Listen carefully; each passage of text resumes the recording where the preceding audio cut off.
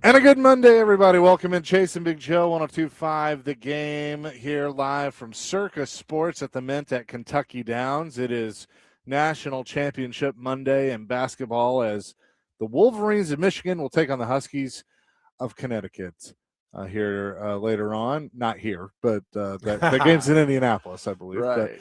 But they'll be showing it and having it here at Circus Sports, so that's why we're hanging out today. But kind of a Final Four this weekend, Get out of and here, man. then the women's championship game was a blowout by UCLA, so that was a little as well. But it is what it is. So it is set up for the best teams to win, and I believe the best team will win tonight, and that is the Michigan Wolverines. So Yep. I just don't see them being stopped, but who knows? I've been wrong before. It could be wrong again. Well, that's a good part about this is that it's a national championship. Anything can happen. And you look at, Dan Hurley over there, and I'm telling you what, man, he wins tonight. He is in rarefied air. Yeah. Bobby Knight only won 3 national championships, 76, 81, and 87. Yep. Hurley wins tonight. He's won 3. And he's done it in a short amount of time. Short amount of time with, I think I was listening, completely different rosters. Yeah. In that short period of time. Now, I know Indiana with Knight, there's 5-year and a 6-year separation for that. And other teams have won, Patino won in 96 and 13. I mean, so we go on and on. But the fact that Hurley's done this in this short of time, so who knows? Coach K won 4? 91, 92, 2001, 2010, 2015. So 5. Right there, yeah. Right so there. 5? 5, yeah. All right. Patino has won 2 with an asterisk. Yep. Calipari's won 1. What's his name? Why am I? Willie Taggart. No. Bill Self has won 2. 8 and 22. Williams has won. Roy 05, 09, and 17. Didn't he win 1 with Kansas? He did not. He did not win 1 with Kansas. No. All right. So 05, 09, 7. So 3. Yeah, I think that's Dean correct. Smith won 82, 93. And did he win 1 more after that? I'm not sure he did. I'm just trying to think of who all have won like more than 2. Yeah. I mean, John Wooden won 9. Yep. Something, crazy. Yeah. So Adolph Rupp won a bunch, won a couple. So, but in the Pat won a bunch. Who did? Pat Summit, yeah. But men's, I mean, her and Gino took everything on the other side, but on this side. So we'll see what happens tonight. Michigan's a better team, but look, there's upsets happen all the time in these big games, and we'll go back to Villanova, Georgetown in 85. Here we go. USA Today has this. Right. How many coaches have won 3 NCAA championships? Oh, that's a good team there. Yeah. John Wooden. All right. John Wooden has 10. He has the most. Okay. Coach K has 5. He's next. Adolph Rupp has 4. There are 3 coaches with 3. Bobby Knight, Roy Williams, Jim Calhoun. Jim Calhoun. At UConn. And then with 2, Dan Hurley, Billy Donovan, Denny Crum, Henry Iba, Ed Juker, the Juke. Branch McCracken. You love him. Oh, yeah. I love his son, too. Dean Smith, Phil Wolpert, Jay Wright, Bill Self. They've all won 2. Look, you win 1. It's pretty dang good. You get 1. So 2, on and on. So we'll see what happens tonight. Now, Dusty May has told told Michigan he's not going to leave Michigan. And smart. I mean, you go there and you win a title at a school that's a non-traditional basketball school per se. They won 1 in 89.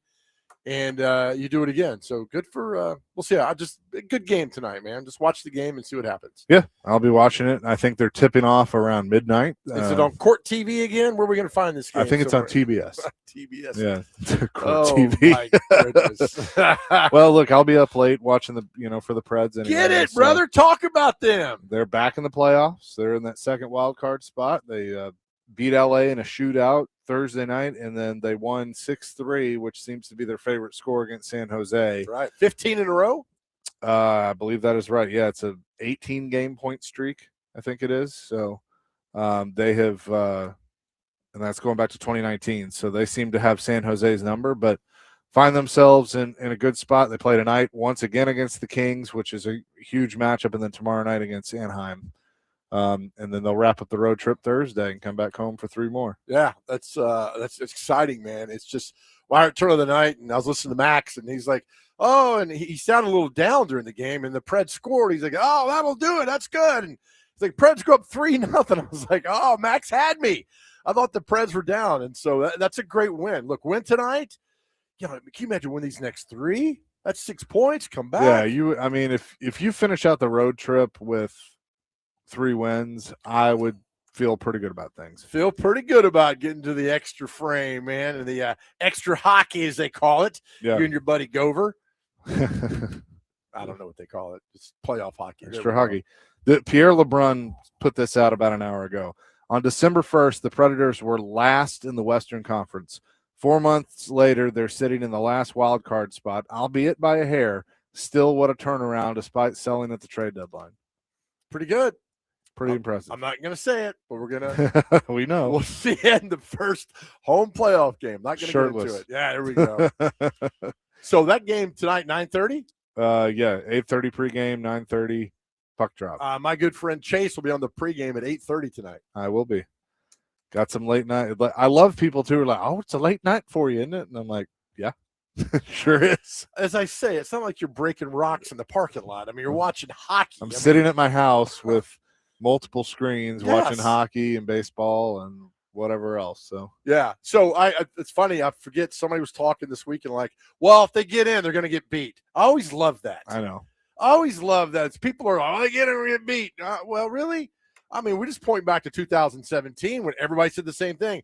Oh, they're playing. If you seeded the hockey team, Chicago's 1, Preds are 16. Pat on the back, they got there, and then they just steamrolled. Boy, I'd love to see that again. But just get in, and then we'll figure the rest out. It is a Reaction Monday presented by Pella Windows and Doors of Nashville. You can react to anything from over the weekend, and that happens throughout the show. 615-737-1025, which are phone line and text line driven by WilsonCountyHyundai.com. JoJo, what is our question? So we talk about Dan Hurley tonight could win his 3rd national championship in 4 years. His brother won 2 national championships as a point guard at Duke and had a nice career in the National Basketball Association. So our question today is, what all-time do you think is your favorite, not the best, your favorite brothers that played in sports? Ooh. You got Hurley. Who are the best brothers you think have played in sports, had success, at least played the game? I mean, you got Joe and Phil Necro. You got George Brett and his brother Ken Brett. My favorite brothers of all time, my favorite basketball player of all time is Dominique Wilkins. I love Dominique Wilkins. His brother Gerald was a hell of an NBA player for a long time. Who are the best brother you think in all of sports? It could be coaching, it could be playing, it doesn't matter. Who are the best ones? Man, this is good. I like this question. I'm gonna go to the ranks of NASCAR because I know a lot of people won't. So I will, and I'll give you 2. Bobby and Donnie Allison, the Alabama game. One. Yeah. And Terry and Bobby Labonte. Give you those guys. Yeah, I didn't even think about that world. It's a good one. Yeah. You got the Bush brothers, Kurt and Kyle that are in there. Those are the big 3, I think. I don't probably know anymore. missing somebody. Right. Not father, son, but brother. These are brothers. We have Dale Jr. and Kerry Earnhardt, but Kerry obviously wasn't what Dale Jr. was. Yeah, brothers. Like one that came to mind this morning was Walter Payton. He had a brother named Eddie Payton who was a decent NFL player. I mean, of course, he wasn't Walter's level, but that's another example, too, of brothers who made an impact in the sports world. And so tonight with the Hurleys, I think they've already made it because he's won 2, but I mean, Dan Hurley and Bobby Hurley. Bobby won in 2 at Duke and then had a nice little career in the NBA, and then as Dan goes for his 3rd and 4th year. So like that. But any sport, soccer, football, hockey, didn't we have 2 brothers here? Wasn't O'Reilly? Do you have a brother? Ryan O'Reilly and Cal, right? Yep. Yeah, brothers that came through. So, who's your favorite brother combo? 615-737-1025. 1025. Dr. Crane, I'm sure you got some Cardinal connection. This actually is on the gridiron. You'll Oh. be funny enough. Listen to this one. Peyton Manning. The Manning brothers. Oh, There you go. gosh. Yeah.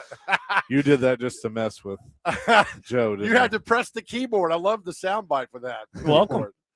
Was that Donde Plowman? Isn't that her name? Yeah, I think it is. Something Donda. like that. Yeah. Plowman? Hit the soundbite again, Dr. Crane. Peyton Manning. Peyton and Eli are probably at the top. I mean, they've won 4 Super Bowls and been to 5. So that's a good one right there. I So- forget, talking about brothers in NASCAR, Richard and Maurice Petty, son of Lee. Maurice? Yeah, he's a Hall of Famer because he was the engine builder. So Richard was the driver, Maurice was the mechanic, and both are in the Hall of Fame. Nice. So Maurice. you got wow, they call him Maurice. you got the well done. You got the Wood brothers as well, Glenn and Leonard. So those are. We need more Leonards in this world. I agree. That's Leonard's a a good name. great name. Like Henbo Leonard. That's a good name. That's a So- good race car name. This is the brothers with the most wins in NASCAR. Terry and Bobby have 43 combined wins. Herb and Donald Thomas 49 More wins. Herbs You in the love world. them. Fonte, Tim, and Bob Flock with 62 wins. Wait, what? Fonte Tim? Fonte, Tim, and Bob. There's 3 of them. And okay. And I knew I was forgetting one. Daryl and Michael Waltrip Good Lord. have 80. They have 88 wins now. Daryl with 87. Daryl's got 84. Does he? Yeah. But Michael had a nice career. That's He a did. good one. Bobby and Donnie Allison have 94 wins, and Kurt and Kyle Busch have 94. No, I think that's right. 94 wins. Okay. There we have Somewhere it. in then. there. So, and now Kyle has most of those. Yeah. In the Cup Series. Well, one that I just thought about football-wise, the McCourty brothers. yeah. McCourties are good. Jason playing here, Devin playing with the Patriots, and they won multiple Super Bowls. We have that on our 7636 is the McCourty twins. The Burton brother. See, I knew I forget the Burton brothers in NASCAR. The Watt brothers in the NFL. How JJ did I and forget TJ. that? Good Lord. Robert going with wrestling, the Bushwhackers. Were those the ones that did this? Yeah. When they walked into the ring? The Hart brothers, Hart brothers? which is a bunch of them. Yeah. So, the Andretti's. Except that's Michael's a son. Mario, Michael, Marco. That's father, son, grandson. Did Michael have a brother? Maybe. I don't know. I just know Michael.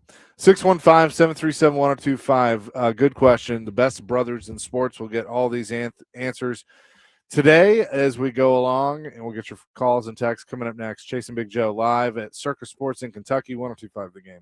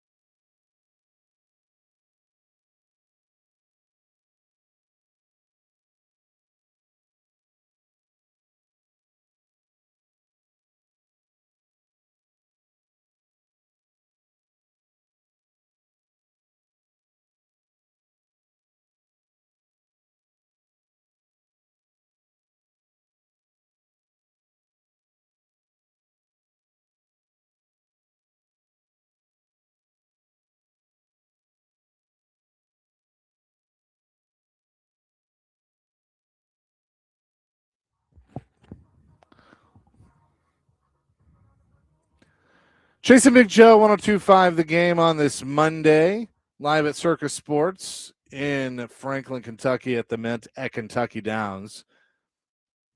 Always like it when you guys like our question of the day, which is The greatest brothers, you think, in sports history. Could be coaches, could be players, doesn't matter. Coming off tonight with Dan Hurley going for his third title. And, of course, his brother Bobby Hurley was a two-time national championship winner at Duke. all right. We got two Erics on the line, so we're going to go to the first Eric who wants to answer the question. What you got, Eric? Is this me? Yeah, that's you. Okay, making sure. All right, so I'm a little bit of a hockey homer, right? All right. But and I hope I'm not cheating by saying a couple. No. But you got two young brothers from some guy named Gordie Howe, Mark and Marty. Yeah. Mark's actually in the Hall of Fame on his own right. The Stahl brothers.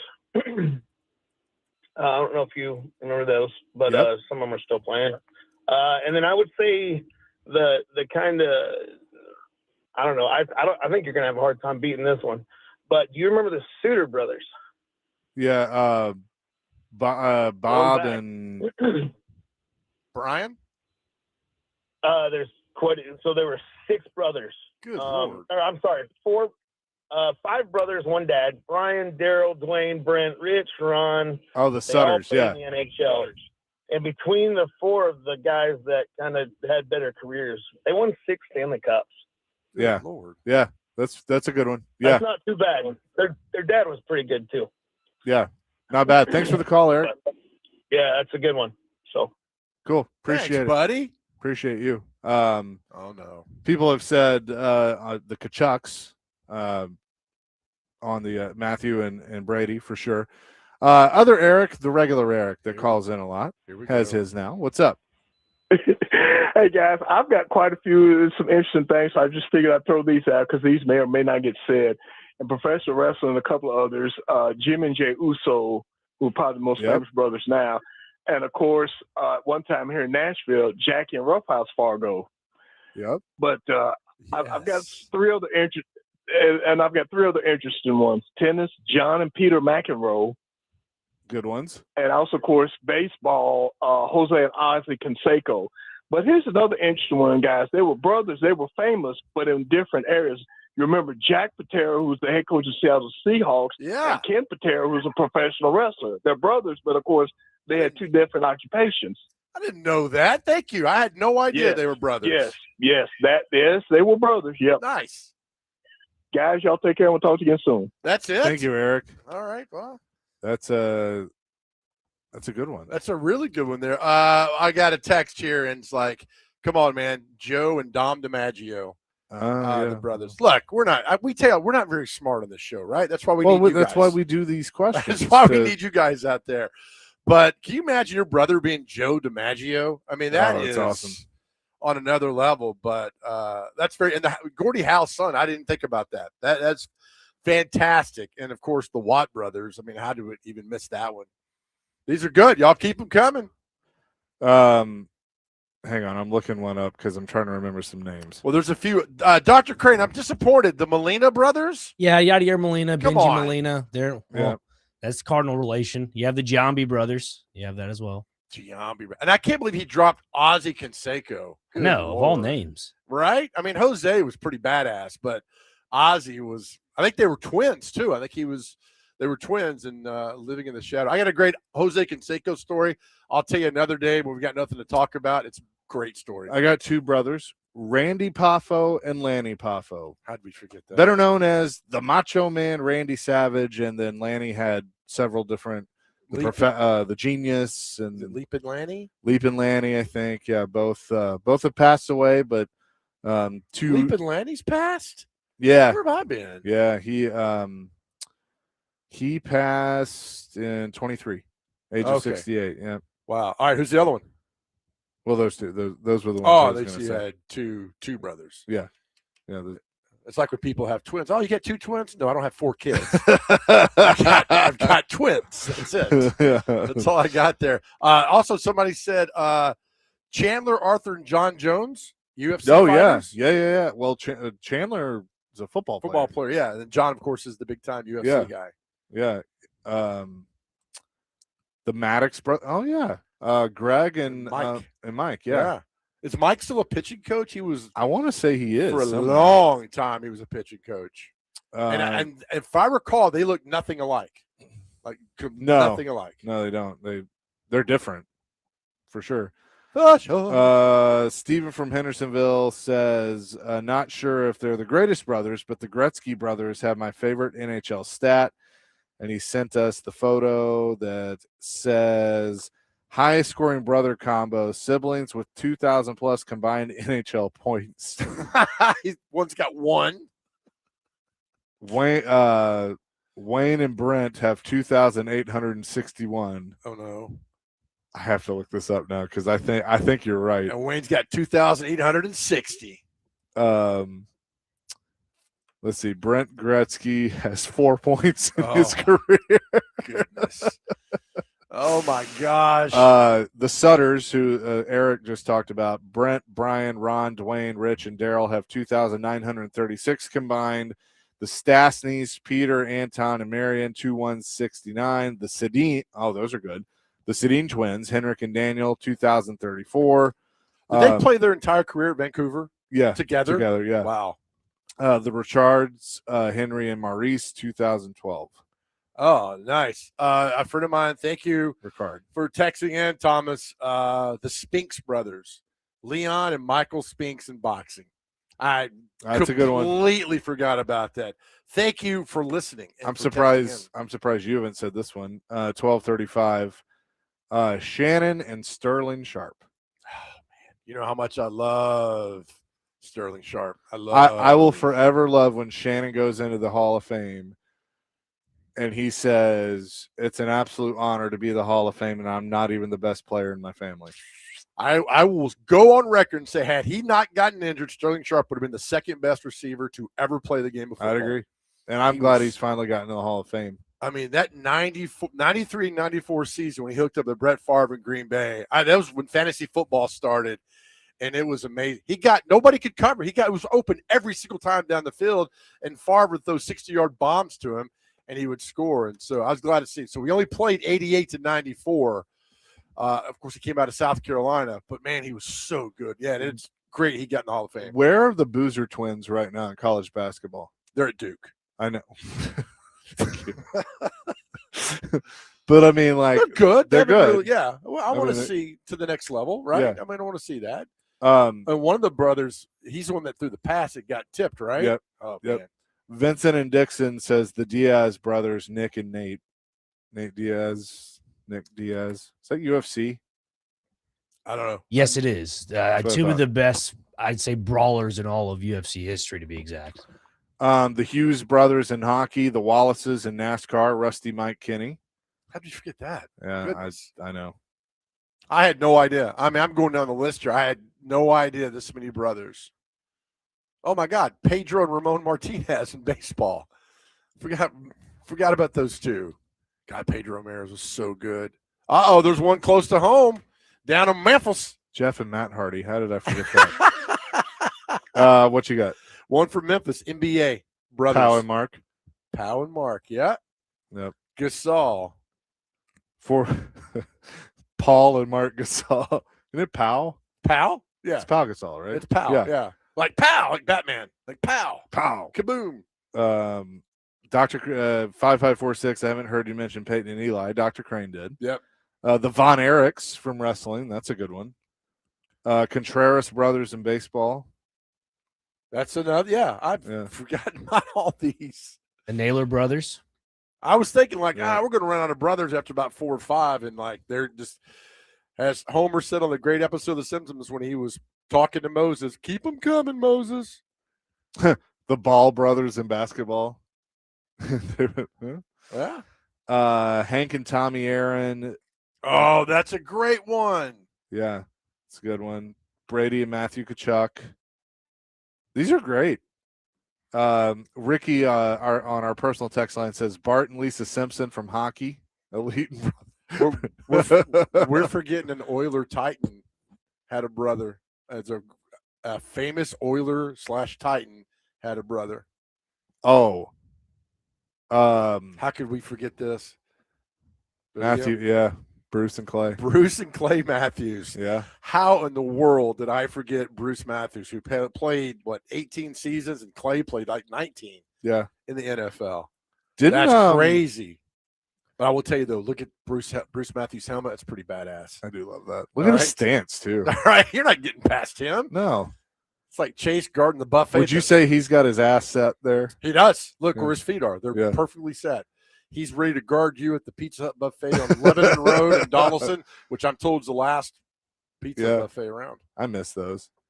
You don't have to. Did Howie Long have two sons that played? Chris and Kyle? Is that right? I think it was. Yeah. Because there was another Long that wasn't related to him, but then, yeah. Yeah. They had one. The Kelsey brothers. That didn't even cross my mind either, man. There are a lot of great brothers getting it done. This is a good one. 9712 going to the fairgrounds racing. Jeff, Mark, David Green, Yeah. Nikki, and Tony Formosa. Formosa. Yep, those are good. Those are very good. Legends, man. Local legends. Yeah, John Bones Jones and Chandler Jones, and then Arthur was the other one.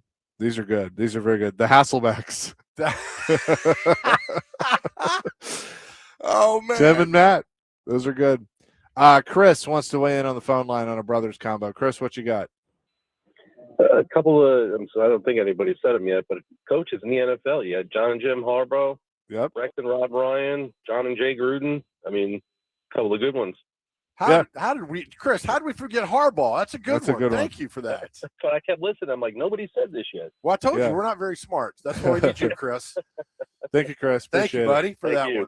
How did we forget the Harbaughs, That's right? good. I mean, they're coaching brothers. They're the best, right? Because they Right. both. I mean, the Super Bowl in 12 that John's won, and but they've both been to Super Bowls. Yeah, and then Jim wins the national championship in 23 before he's banned forever from college football. yeah, the Ryans. Yeah. Rex and Rob. Who was the other one he said? Oh, gosh. Right. Oh, and you have the LaFleurs. Both of them are coaches. Yes. They're both head coaches. What's the Mike and Matt. Mike and Matt.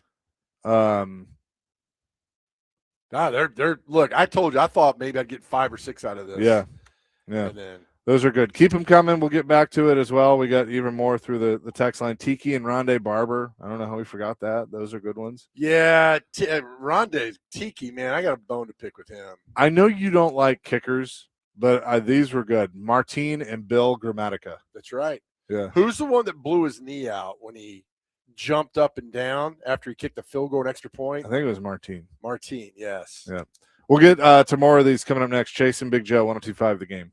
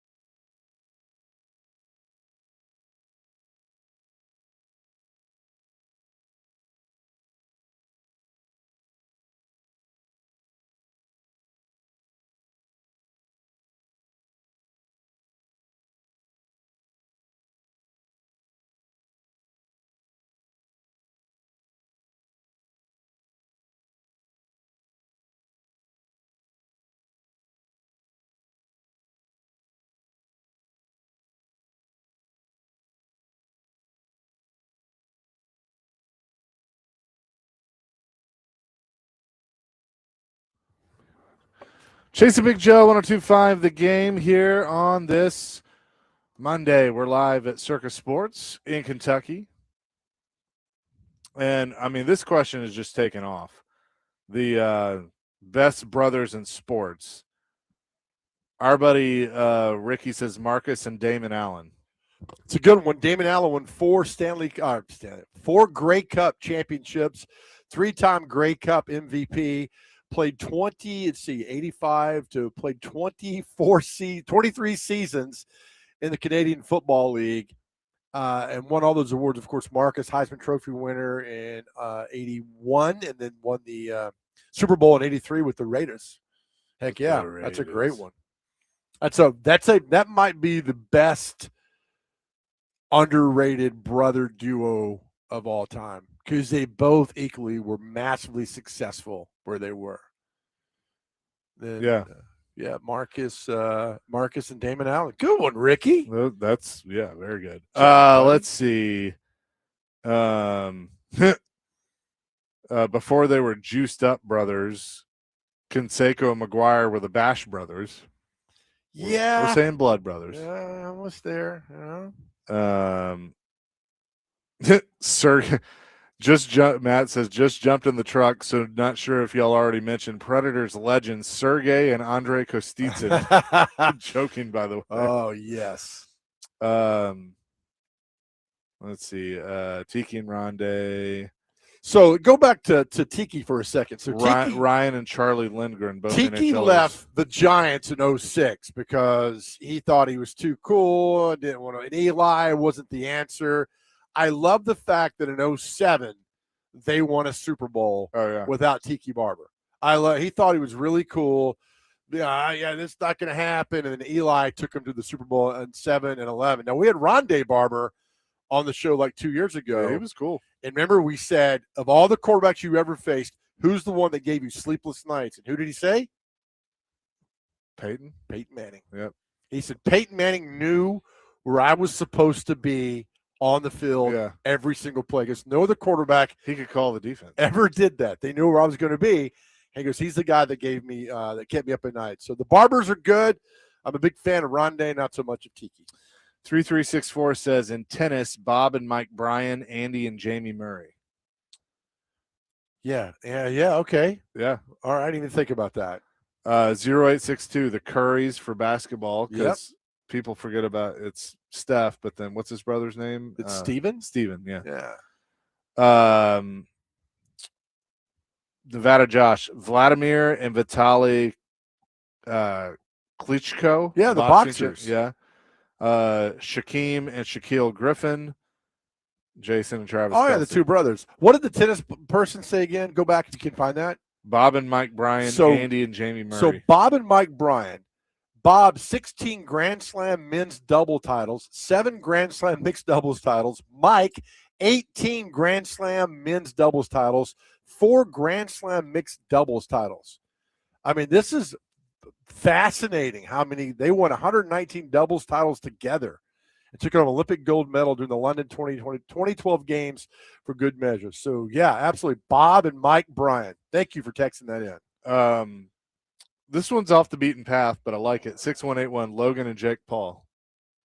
I mean, two guys that are owning entertainment and sports entertainment.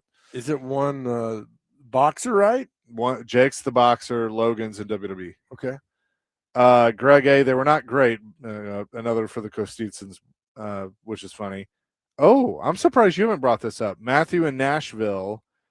Did anyone say the Colquitt brothers or the Revis brothers? Come on, Joe. Yeah, Fuad Revis, and then Revis. Yeah. What's his? I mean, there's like 20 Colquitts.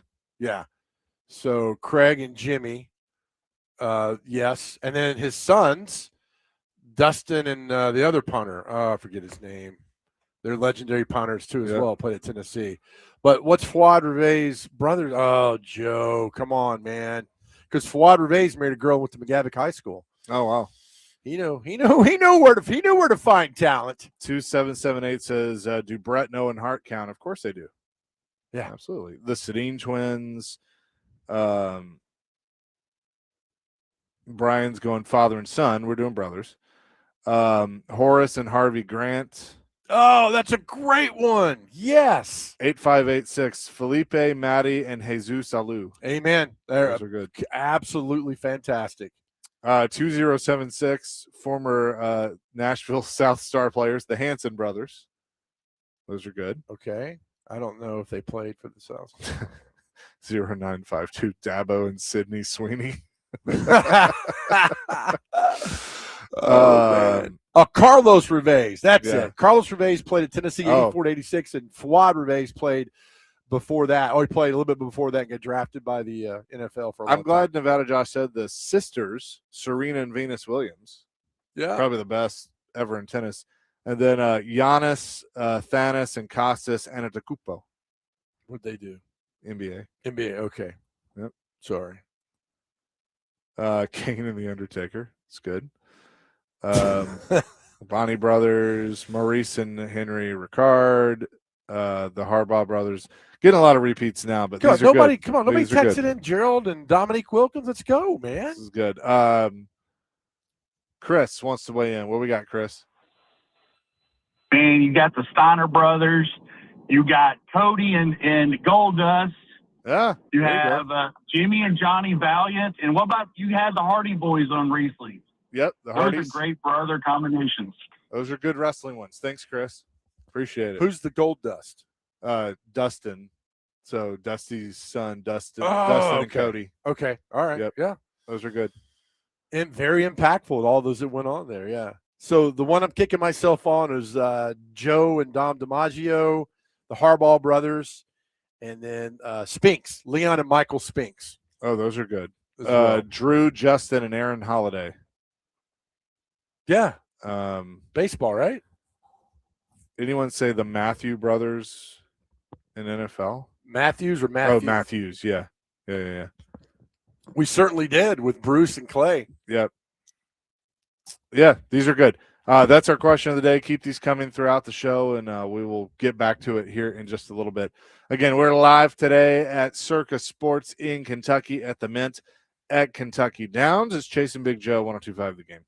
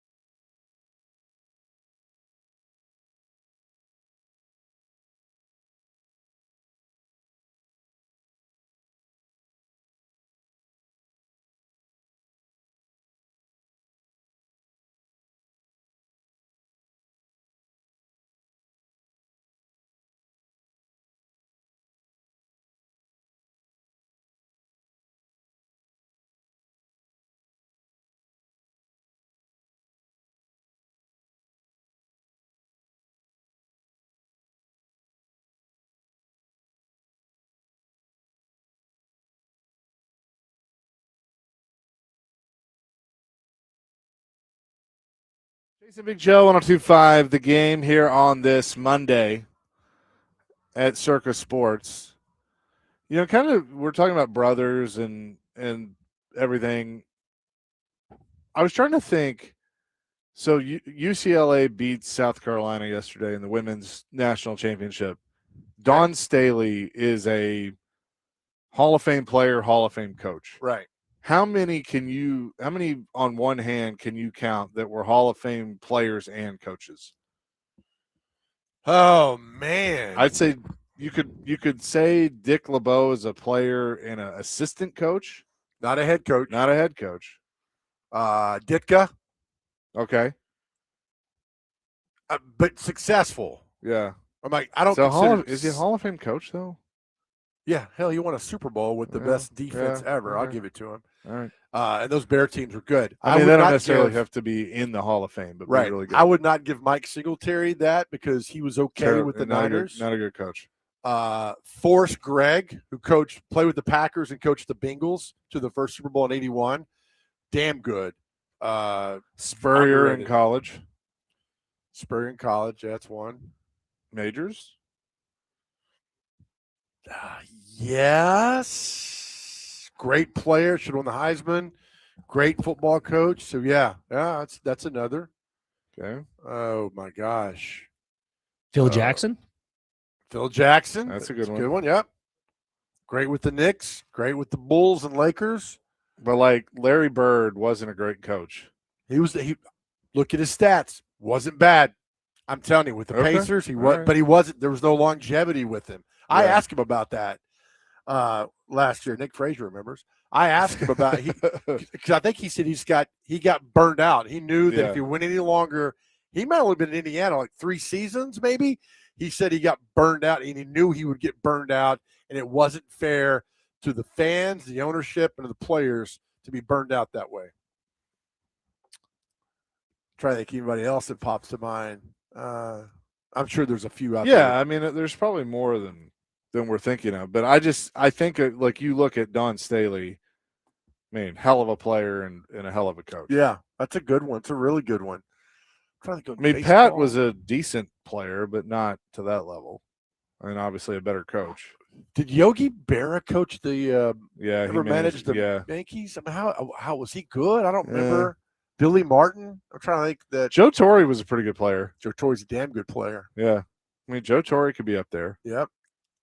I'm trying to run down all the teams in my. Now there's head. like who was the manager? He was the manager of the Angels. Mike Scioscia. Scioscia. Yeah, he wasn't bad. Nope. And I don't know if they're in the Hall of Fame as a player. But No. But you have to have some modicum of success on both levels to and I'm sure there's probably some but did Brendan Shanahan coach or just a GM? Just GM. GM, okay. I'm sure there's 2 or 3 obvious ones that we're leaving out. Hang on. Didn't Dave Roberts, he was a pretty good player. I don't remember him as a player. Good He won one manager. with Boston, I believe. I think you're right. Won what with Boston? World he had Series. a 266 batting average. That's not terrible. What'd you say, Dr. Crane? Won the World Series with Boston. Dave Roberts. As a player? Yes. In 04. 04? Oh, wow. I didn't know that. Yep. And Yogi Berra definitely had a really good managerial career. He was 484 and 444, so a 522 win percentage. Well, that's not It's not bad. bad. It's not bad. 13-time World Series champion. That's pretty good. From where, Dr. Crane?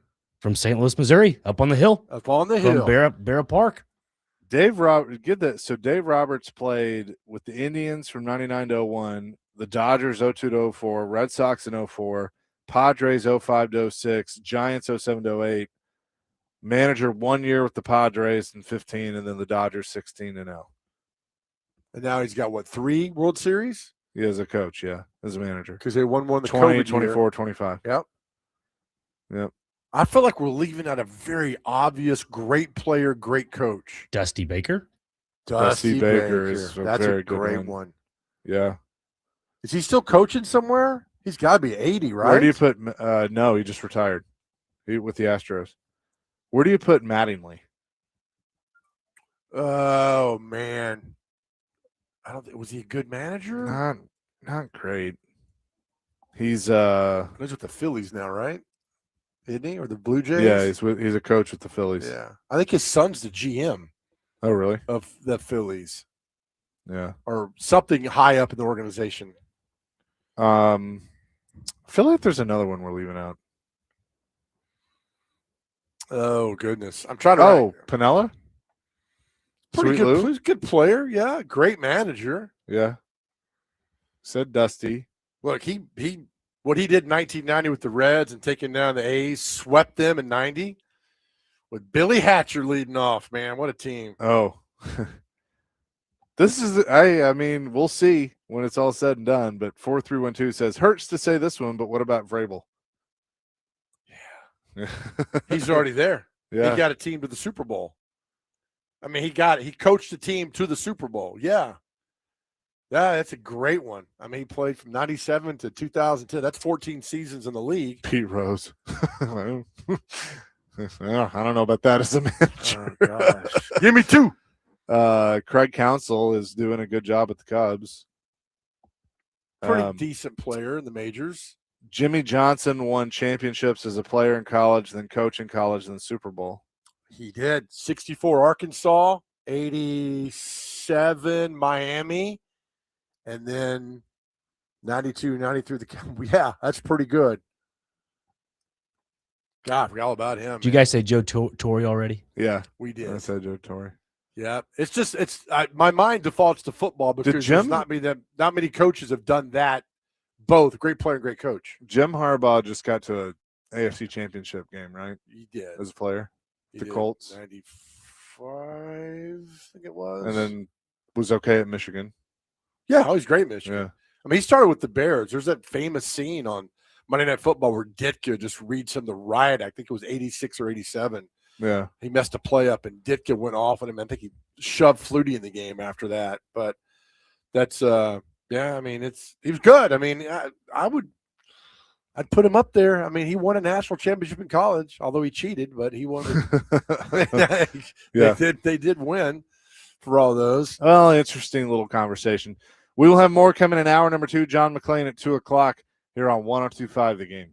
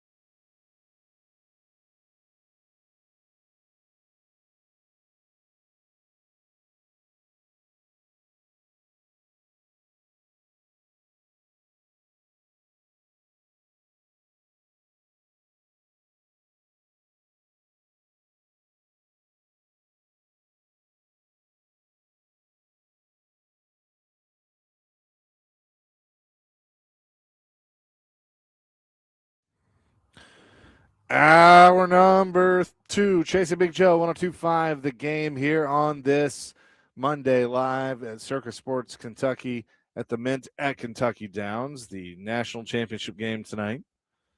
And looking forward to that. They'll be showing it here, and obviously you can come wager on it if you feel so inclined. Absolutely. Chase, break the news. Looks like North Carolina has their man as they have hired Joe Dubin to be their new head coach. I can't wait to get started. We're going to do all we're going to do is do full court press and go full throttle.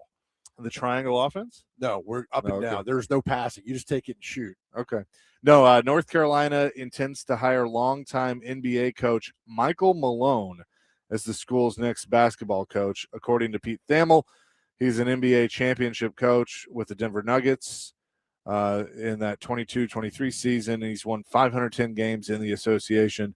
He now goes to Carolina. So they're doing with basketball what they did with football and hiring a guy that's won a lot at the pro level but not at the college level. Yeah, and Michael Malone has been an assistant at Oakland, Providence, Manhattan, with the Knicks for 5 seasons, the Cavs for 6 seasons, the Hornets for 4 seasons, the Warriors for 3 seasons, and he was head coach of the Kings for 2 seasons, and the Nuggets for 11 seasons, winning the NBA championship in 2023. So he has very little.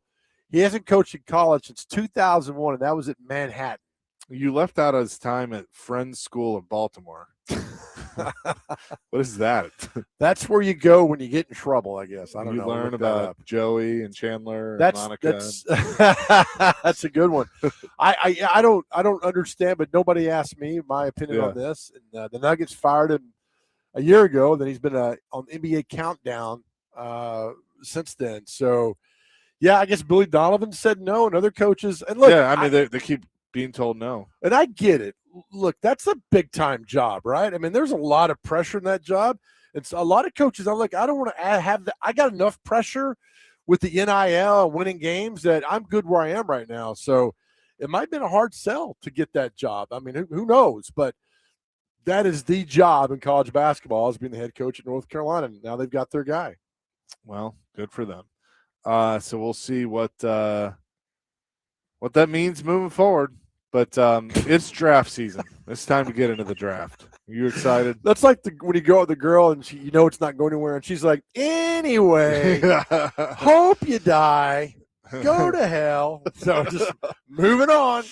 Good.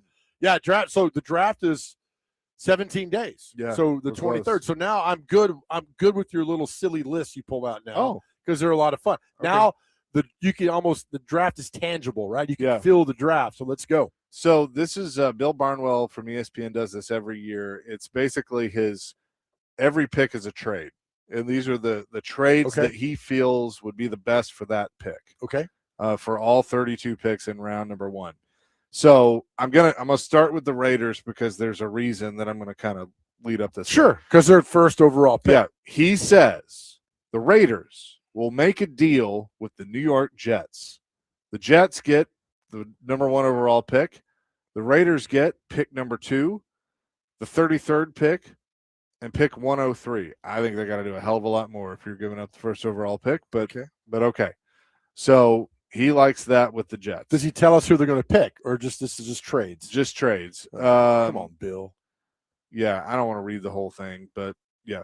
In an ideal world, if he goes, what might be at least tiny bit more plausible, though, is a scenario in which the Raiders don't feel quite as enthusiastic about Mendoza as people think.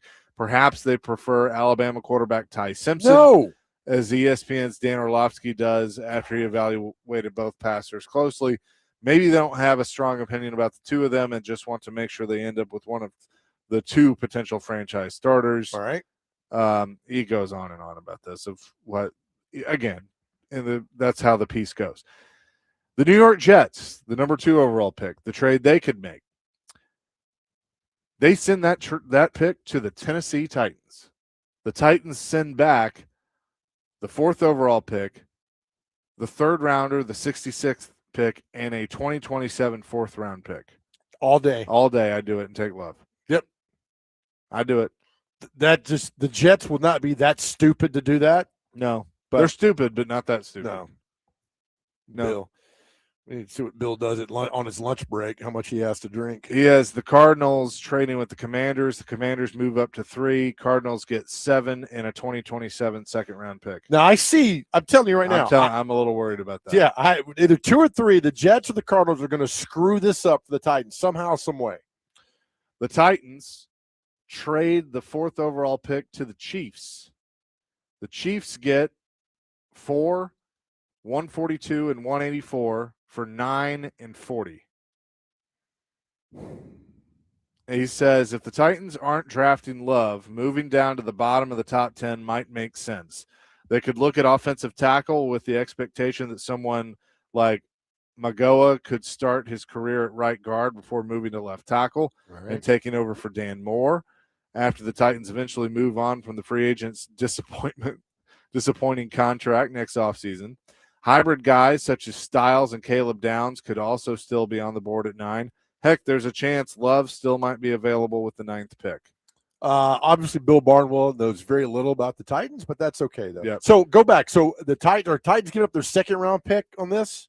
No, the Titans get a extra second-round pick. Okay. They give up their 5th, their 4, and they get 9. Right. And then give up their 5th rounder, one of their 5th rounders, and a 6th rounder. And keep 2 second-rounders. Yes. Okay. I like that. I don't hate that. They're not taking a tackle. They're not taking a tackle. He's just saying, like, potential players that could I know, but that's the first thing he said. They're not taking an offensive lineman. They're not doing that. He says Titans GM Mike Reganzi came over from KC, so I suspect Brett Veach won't have trouble reaching his former colleague. The Chiefs aren't going to draft this high very often, so there is a chance for them to find the sort of difference maker they're going to struggle in consistently finding in the bottom quarter of the first round. Could that be Tate, who would be interesting to just about every team in the 5 to 8 range? I lean more towards Bailey, who would give Steve Spagnuolo a sort of hyper-athletic edge rusher he hasn't had in a while in Kansas City. Trading a second-round pick would be difficult for a team that needs an influx of young talent, but the Chiefs would still have the 29th selection to play around with after sending Trent McDuffie to the Rams. And the Titans, who have plenty of extra day 3 picks, would turn 2 of them into a premium selection, giving Borgonzi 3 top 40 selections. This one rates as a near perfectly even swap on the Jimmy Johnson chart. Okay. That's a lot to go in right there. Look, I wouldn't hate that. I really wouldn't hate that. So if you got 3 picks in the top 40. Right. If you're at 4 and 2 and 3 are gone, Love and Bain are gone, and you're at 4, do you hold still? Because you're not going to get Bailey or Reese from Ohio, or the 2 boys from Texas Tech and Ohio State. Then trade down. I don't know who's left. I mean, you got to. I like Downs. I mean, if Downs is there at 9. Yeah, but is he going to? I mean, they could go earlier. I don't know. I just think you're going to have all these different scenarios on draft night, because I truly think the Jets or the Cardinals are going to screw this up. And I do too. I tell you, I think Cowboys, man, bounce to number 2, give a lot of things, and take Jeremiah Love. Jerry Jones would love to have Jeremiah Love. Would love to have him, obviously, on his team at number 2, and that could screw a lot of things up. So let's ask you guys this question. Bill Barnwell, in his annual trades draft, has 2 different scenarios early on involving the Titans. And let me look. I haven't even looked down the board. Maybe there's more. But with early scenarios, he has the Titans trading pick 4, pick 66, and a 2027 4th to the Jets to get the 2nd overall pick. Or he has the Titans trading the 4th overall pick to Kansas City with a 5th rounder and a 6th rounder to get the 9th overall pick and the 40th overall pick. Would you consider either one of those scenarios? 615-737-1025. That's our phone and text line, driven by WilsonCountyHyundai.com. We'll have more on that next. Tee up with us at the 5th annual 615 Open, May 28th at Hermitage Golf Course. We're once again supporting Folds of Honor to help them fund life-changing scholarships for families of America's fallen heroes. Register now or to play or sponsor at 615open.com.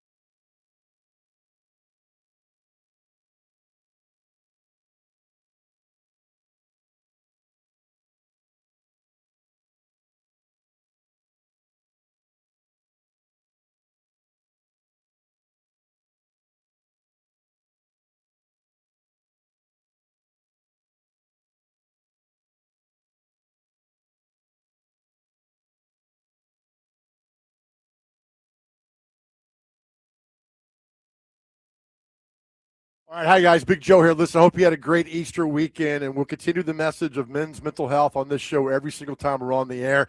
That's why I'm so honored, so proud that UnityCares.com is with us on this show and on this journey with us and for you as well. UnityCares.com offers a complete everything you need therapy. When you go there and to the website and see everything they got there for you, all the questions are answered. They are there to help you on your journey and get back to living the life you deserve. So many people have reached out about Unity Cares, and I'm so glad they're going there because it works. It's private, it's secure, it's confidential, and they offer telehealth. It's that wonderful. And they're based right here in Middle Tennessee. They're not 5, 8, 100 miles away. They're right here in Middle Tennessee. They're our friends and our neighbors, and their whole goal is to get you back living the life you deserve. UnityCares.com is where you need to go. Any question you get about how to get started, where to go, that's a question I get the most. Joe, I don't know where to go. UnityCares.com is there for you. Once you go to the website, you'll see how everything is there laid out for you. You can talk to the professionals and get your journey to wellness. Let it begin. Also, this is very important. If you're a loved one, you notice your loved one is going through some things, sit down and talk to them. Again, together, go to unitycares.com and go there and seek the help that you need right here, right? We tell you all the time, our world's a better place because you are here. And guys, you're doing fantastic. Sometimes those dark clouds seem ominous, but there is help for you right there. Again, just go to unitycares.com and they'll be there for you every step of the way. And again, you don't have to go through any of this alone. Therapy changed my life, and I know it can for you. UnityCares.com. That's UnityCares.com.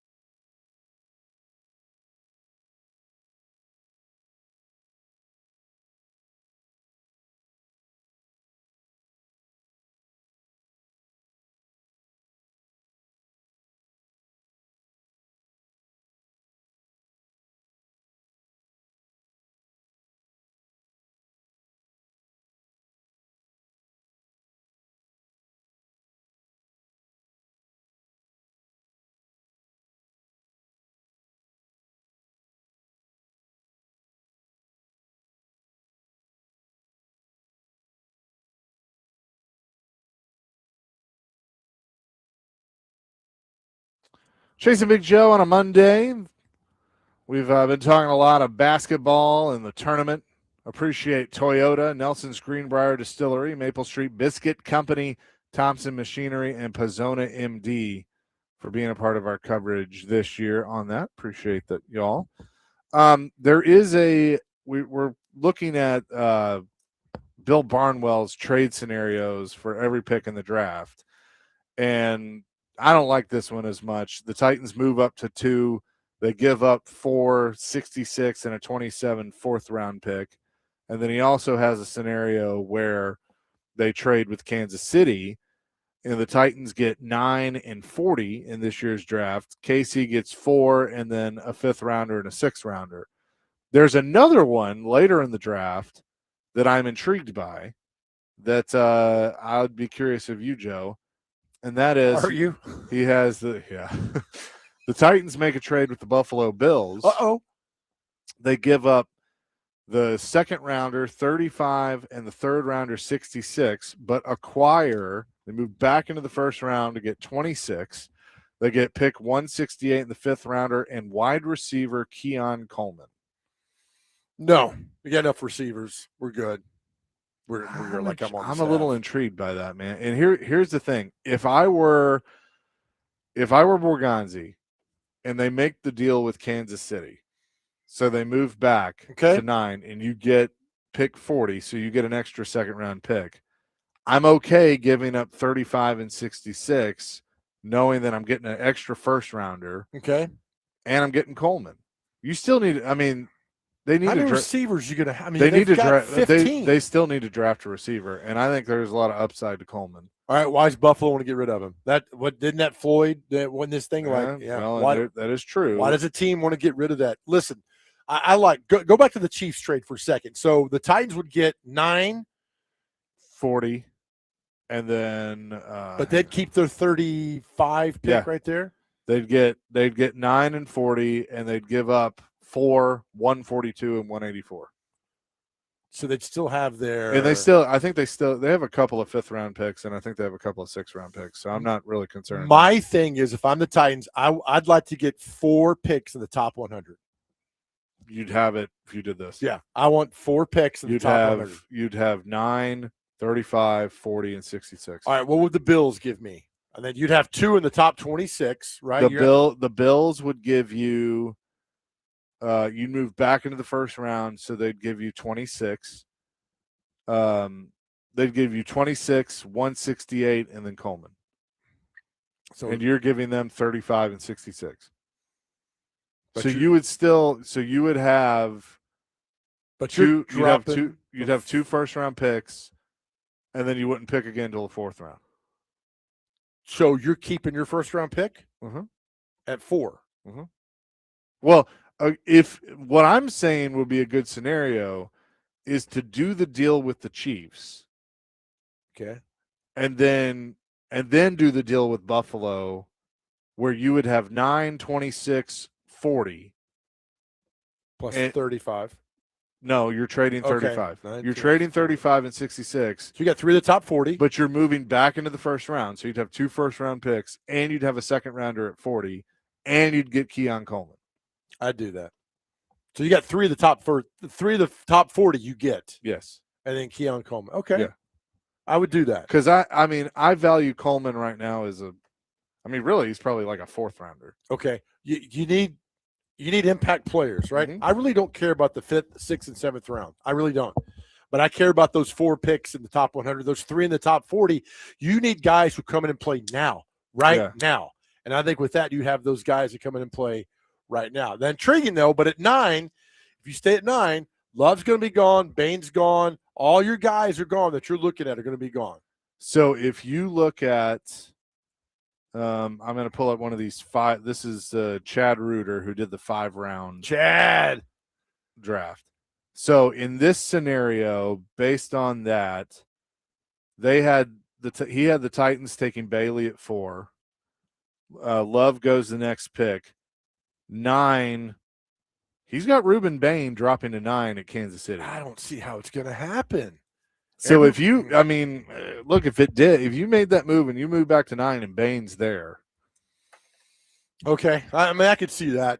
I'm more concerned about what's happening at 2 and 3. I think Mendoza's going to the Raiders. They love him. His pro day was terrible, but pro day to me does not make or break your guy. I think pro day is absolutely worthless unless you're a guy on the fringe, 4th, 5th, 6th round pick. So Mendoza's gone. It's the 2 and 3 I'm worried about. It's the 2 and 3 with the Jets and with the Cardinals. They're somehow going to screw this up. So I'm glad you brought that up because he has a scenario in here. You mentioned a team out of Texas that could come in here and screw things up. Right. His scenario, the Dallas Cowboys make a deal with the Jets. Uh-oh. The Cowboys get the 2nd overall pick and a 2027 5th. The Jets get pick number 12 in this year's draft, pick 112 in this year's draft, a 2027 1st, and a 2027 3rd.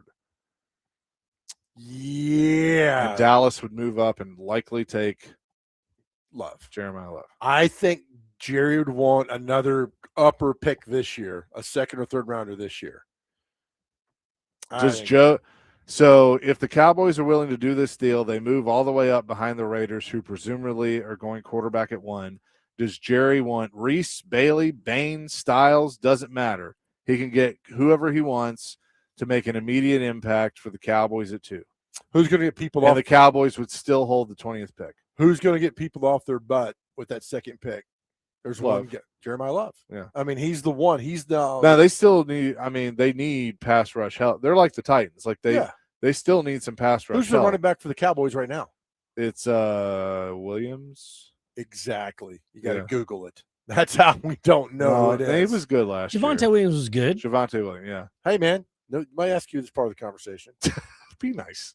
That's okay. Thank you, Nick. Not at all. But also, I'm out on Keon Coleman, by the way. Off the field issues. Why are you? Because of that? Yeah, I mean, he's late to meetings. He's not getting the certain, I guess, targets in games because he's not checked into the games. Even Deion Dawkins told him after, I think, week 3 or week 4 to say, grow up. I mean, that's a bit of an issue. If there's a wide receiver out there that's a 2nd-year guy and a vet's telling him to grow up, I think it's time to move on from that. How many times have you told that every day by a certain host? Oh, all the time. Yeah. So it makes me question my occupation, but that's all right. You're the glue that holds this show together. Michael and Madison says the Bills can keep Coleman away from this team. Thanks, but no thanks. Okay. All right. Okay. I mean, he's talented, but Bring him in when he has a bad attitude. Watch Saleh kick him to the 300 level at Nissan Stadium. I'd like to see that. Was he? Where'd he go? Florida State. Just launch him. Where was he before Florida State? Michigan State. Yep. It just sounds like Jarvis Brownlee 2.0 with the attitude stuff. I don't want none of that. That's a good point. That's a really good point. Ugh. Nope. And so here's what they need good culture, that locker room. This is what he's done in 2 years in Buffalo. 2024, 13 games, 29 catches, 556 yards, 4 touches. The next year, 13 games, 38 catches, 404 yards, 4 touches. And wasn't he inactive for several games? Yeah. He's only played 26 games in 2 years. Oh, I mean, that's the last thing that Robert Saleh I'm needs. out. You're right. Yep. You guys have convinced me. I'm out. That was easy. Good job, Dr. Crane. Thank you. Well done on that. Listen, let me keep you do that deal with Buffalo. Let me keep my 3rd round pick, and we're good. I think these are all great. Again, I mean, the trade thing, and that's all the hypotheticals like that, because something's going to happen draft night. And that's why I think Borganti and them are going to have like 18 different scenarios. And if they won't Love, if Love and Bain are gone at 2 and 3, and they were high on their draft board, do you trade down? But if you trade down, you're not going to get the other 2 guys right there. I don't know what else you need. All right, both of you. You're not taking a tackle. Let's stop with all these national guys. They're not taking an offensive lineman again. They're not doing it. Skoronski is really coming to himself. Latham showed a little improvement last year. Maybe a new staff could help him out. You get that center in there, whoever that's going to be. Is it the right guard that we need to work on? Is Zeitler? We don't know yet. And if Dan Moore could stop acting like he's a Walmart greeter and get off his ass and play a little bit better, there's some balance there, but it remains to be seen. Is there a scenario in your mind where Skoronski could move out? Never. Or do you think he's just that's what he's meant to be? He's a guard. No, he's a guard. I mean, you at the transition from being power to now setting the edge, I don't think it's going to happen. I think Skoronski's good where he is. Okay, both of you don't think about this. First thing that comes to mind, yes or no, Joe, you first. Do they pick at 4? Yes. Nick, do they pick at 4? Yes. Okay. I'm Now- still on yes. Now, is the guy they want going to be there at 4? I've I think convinced that could myself change he's everything. gone. Yep. Because if he does that, if Jerry does that, you're going to catch hell from me. Yeah. Oh, I know. No, you will. You little Cowboys over there. I'd be mad. And about I would it let too. Solon Borganzi know that the host of this very popular midday show is a huge Cowboy fan. Yeah. Well, we'll see. Right? Ricky says not our Ricky. Bain isn't high on their draft board. How do you know what their draft board looks Ricky, like? are you part of the cleanup crew over there going there to snap a shot on the board when everybody's gone? Salah has never been on a team that's drafted an edge in the first round with under 33-inch arms. Bain is under 31. Oh my God! Please stop this talk with the arms. Please stop the talk with the arms. Stop. Put on the 4 games in the college football playoff and watch him work. Watch it. Even Tim Hausbeck's like, I knew that dude was special. Jason Taylor, his Hall of Fame coach at Miami, has said this dude is special. Right? He doesn't say about all the guys. Bain is a changer, man. He comes right after that. He is. But look, you guys have, as much as I love Reuben Bain, if Jeremiah Love is there, I think you have to go with the playmaker, the offensive playmaker. And I understand Robert Saleh said defensive guys are playmakers too, and he's not wrong. But you got to give the quarterback weapons. In honor of Reuben Bain, can I throw this question out to our audience and let him text? You guys text in. In honor of Reuben Bain, where in Middle Tennessee can you get the best Reuben? I'm very hungry, and I love Reuben. Where in Middle Tennessee can you get the best Reuben? If you want your restaurant mentioned, together at cromwellmedia.com, ask for Sean. I will be taking notes on this. Buy Where some can you get the advertising. best Reuben? Yes. Okay. 615-737-1025. Let us know. We'll discuss that and much more next.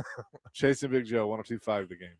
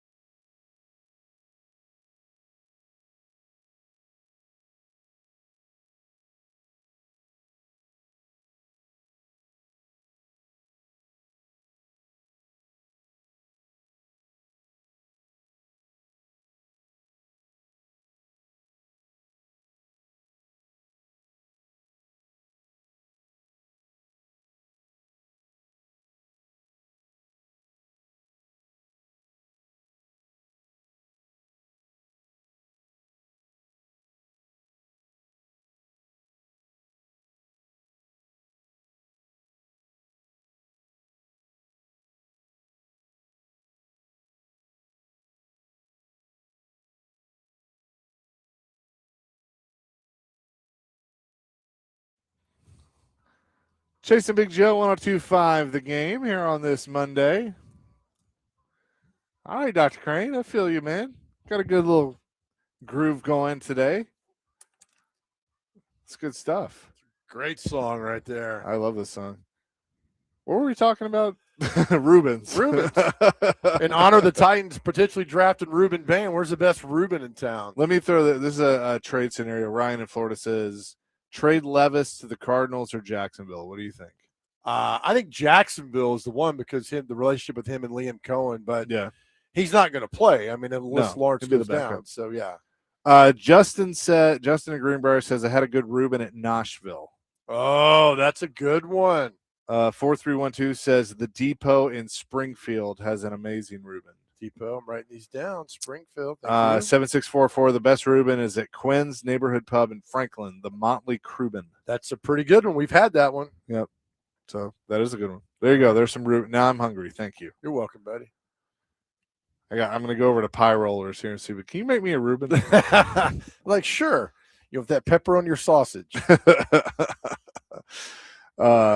So there you go. Thank you. I'm just ready. Like now, I'm at the point where I'm so ready for the draft to get here, so we can there's going to be players we've been talking about for 6 months that they don't take. And it's like, all right, and I got to learn these new guys.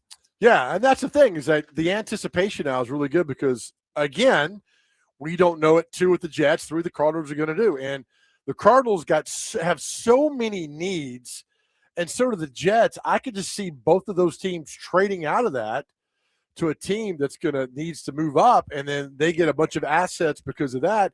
And the same goes for the Cardinals. I mean, they need a quarterback. They need all kinds of things that team needs. And the Titans sit there at 4. Now, could the Titans move up to 2? Is it worth it? What do you give up for that? I know Bill Barnwell had mentioned that was the Titans scenario, right? Trading from 4 to 2 when that Bill Barnwell said? Yep.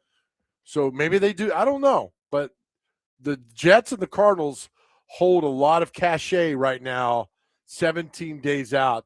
See what happens. I still think Jerry Jones is going to play that hard and heavy and say, all right, I want number 2. I'll give you my other 2 first-rounders. But don't they have 2 first-rounders, the Cowboys? Yep.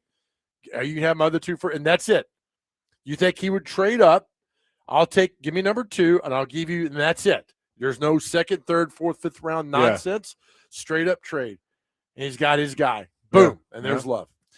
That could be an interesting scenario for sure. I don't know. Coach K was on the Pat McAfee show reacting to Mike Malone going to Carolina. He said, quote, they had an NFL champion hired as the coach, and Duke beat Carolina in football this year. Yes. I thought you were going to say, oh, he's a great coach. Will fit in great over there. I think the Duke Carolina hatred is real. Oh, it is real. And the Duke coach is our buddy from Alvarez, right? Manny Alvarez from MTSU. Yeah, that's right. The Belichick thing is still, I give him one more year, and that's out. I mean, that's a disaster. Yeah. That entire thing. Take his son, the coach in waiting, with him. Yeah. With his man bun. Hit the road, Jack. CBS has found the show that will take over the 11:30 time slot after Stephen Colbert exits The Late Show.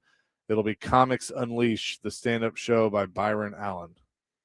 Really? That's on now. It's on syndication now, that show is. There's a couple comedians sitting around. I don't know if you watch the Gutfield show on Fox at night is like destroying all those shows. And this is 5 people sitting around yapping about life. So maybe they see that as a way to get it done. Yeah. I don't know if all that, but that's it's sad. And by the way, apparently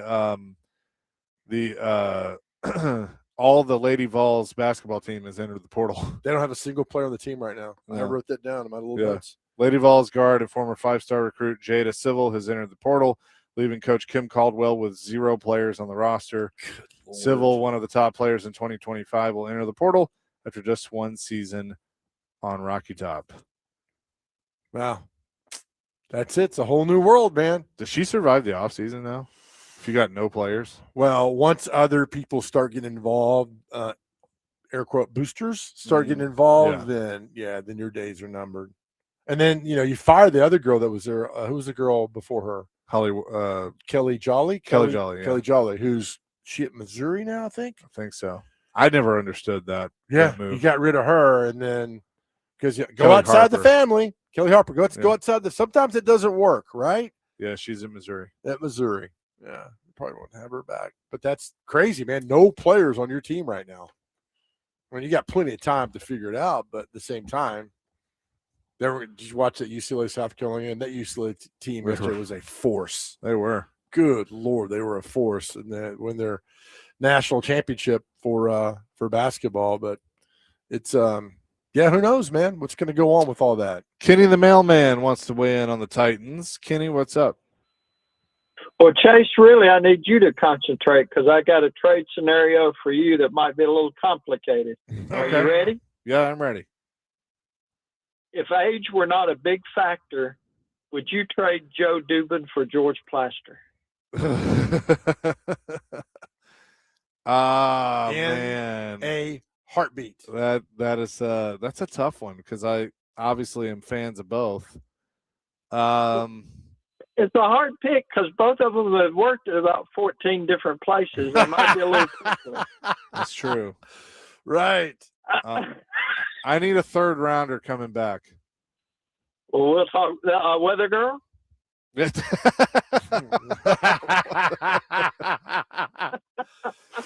stay away from that one, Kenny. I was listening Friday at 1:30 p.m. and y'all had one of your greatest callers of all time. Do either one of y'all remember it?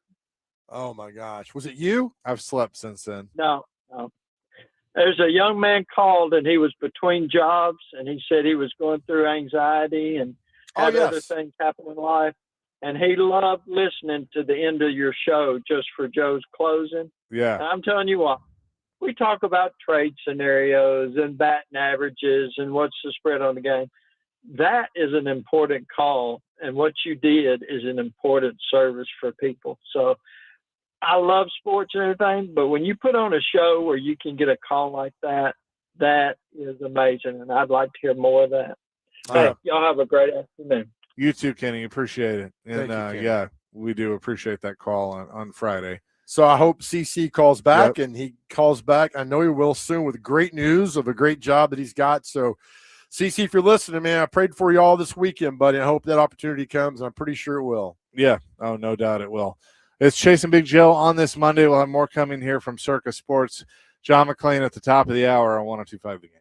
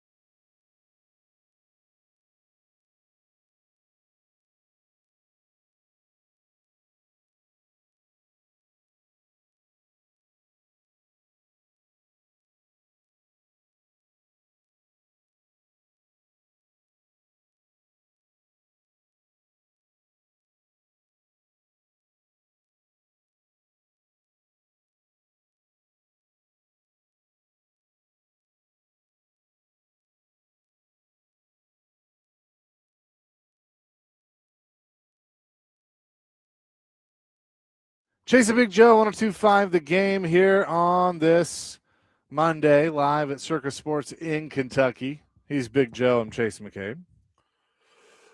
All right, so I got a list here. The AP all-time college football #1 teams ranked from the beginning of the AP poll, whatever that was in the 30s, to the year 2000, all right? Then I've got the poll from 2001 to 2026, and to see how some teams have jumped up, these are teams that have been ranked #1 in the AP. From the start of the AP poll to 2000, Notre Dame was ranked #1 95 weeks. #1. They were the #1 team, the #1 of all time, not from that point on.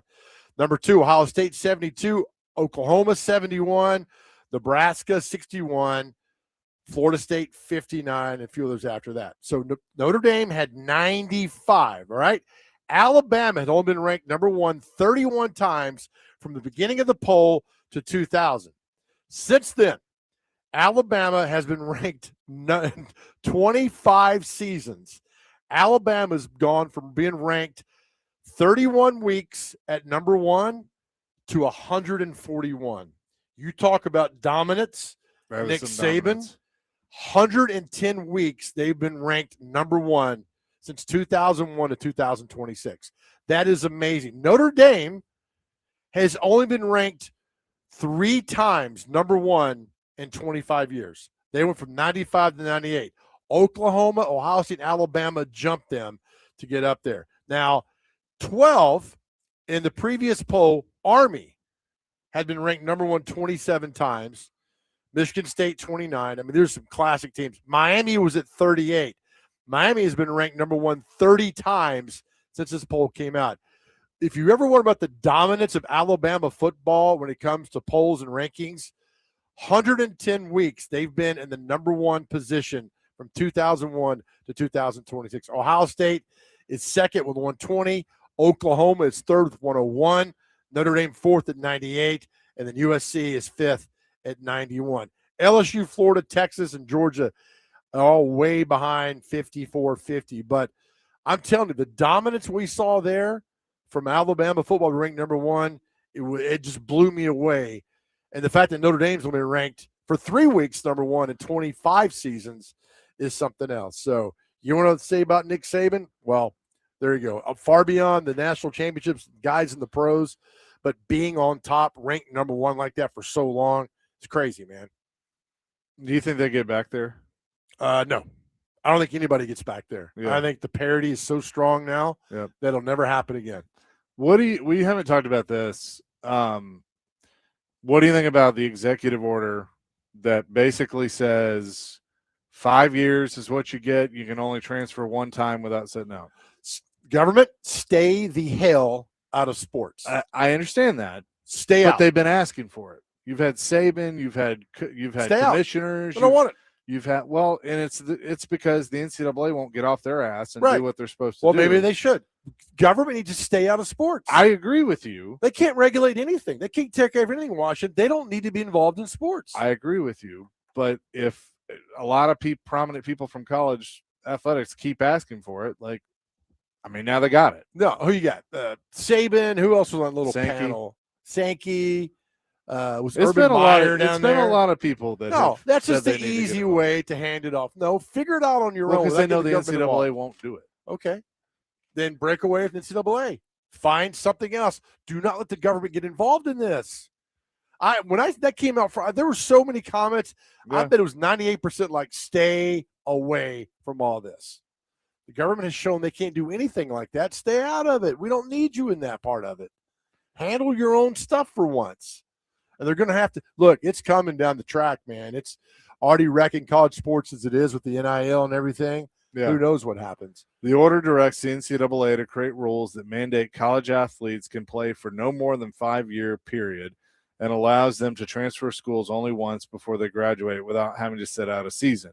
The rule changes are scheduled to go into effect August 1st. A school that plays an athlete who doesn't meet these new limits could risk losing its federal funding. Then you're threatening people, bullying people. I just stay out of it. And the fact of, all right, so with this, so can we apply this to coaches? You can't leave for another job.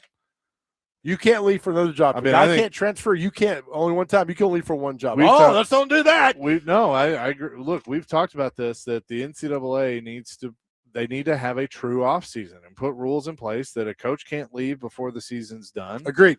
I'm good with the 5 years.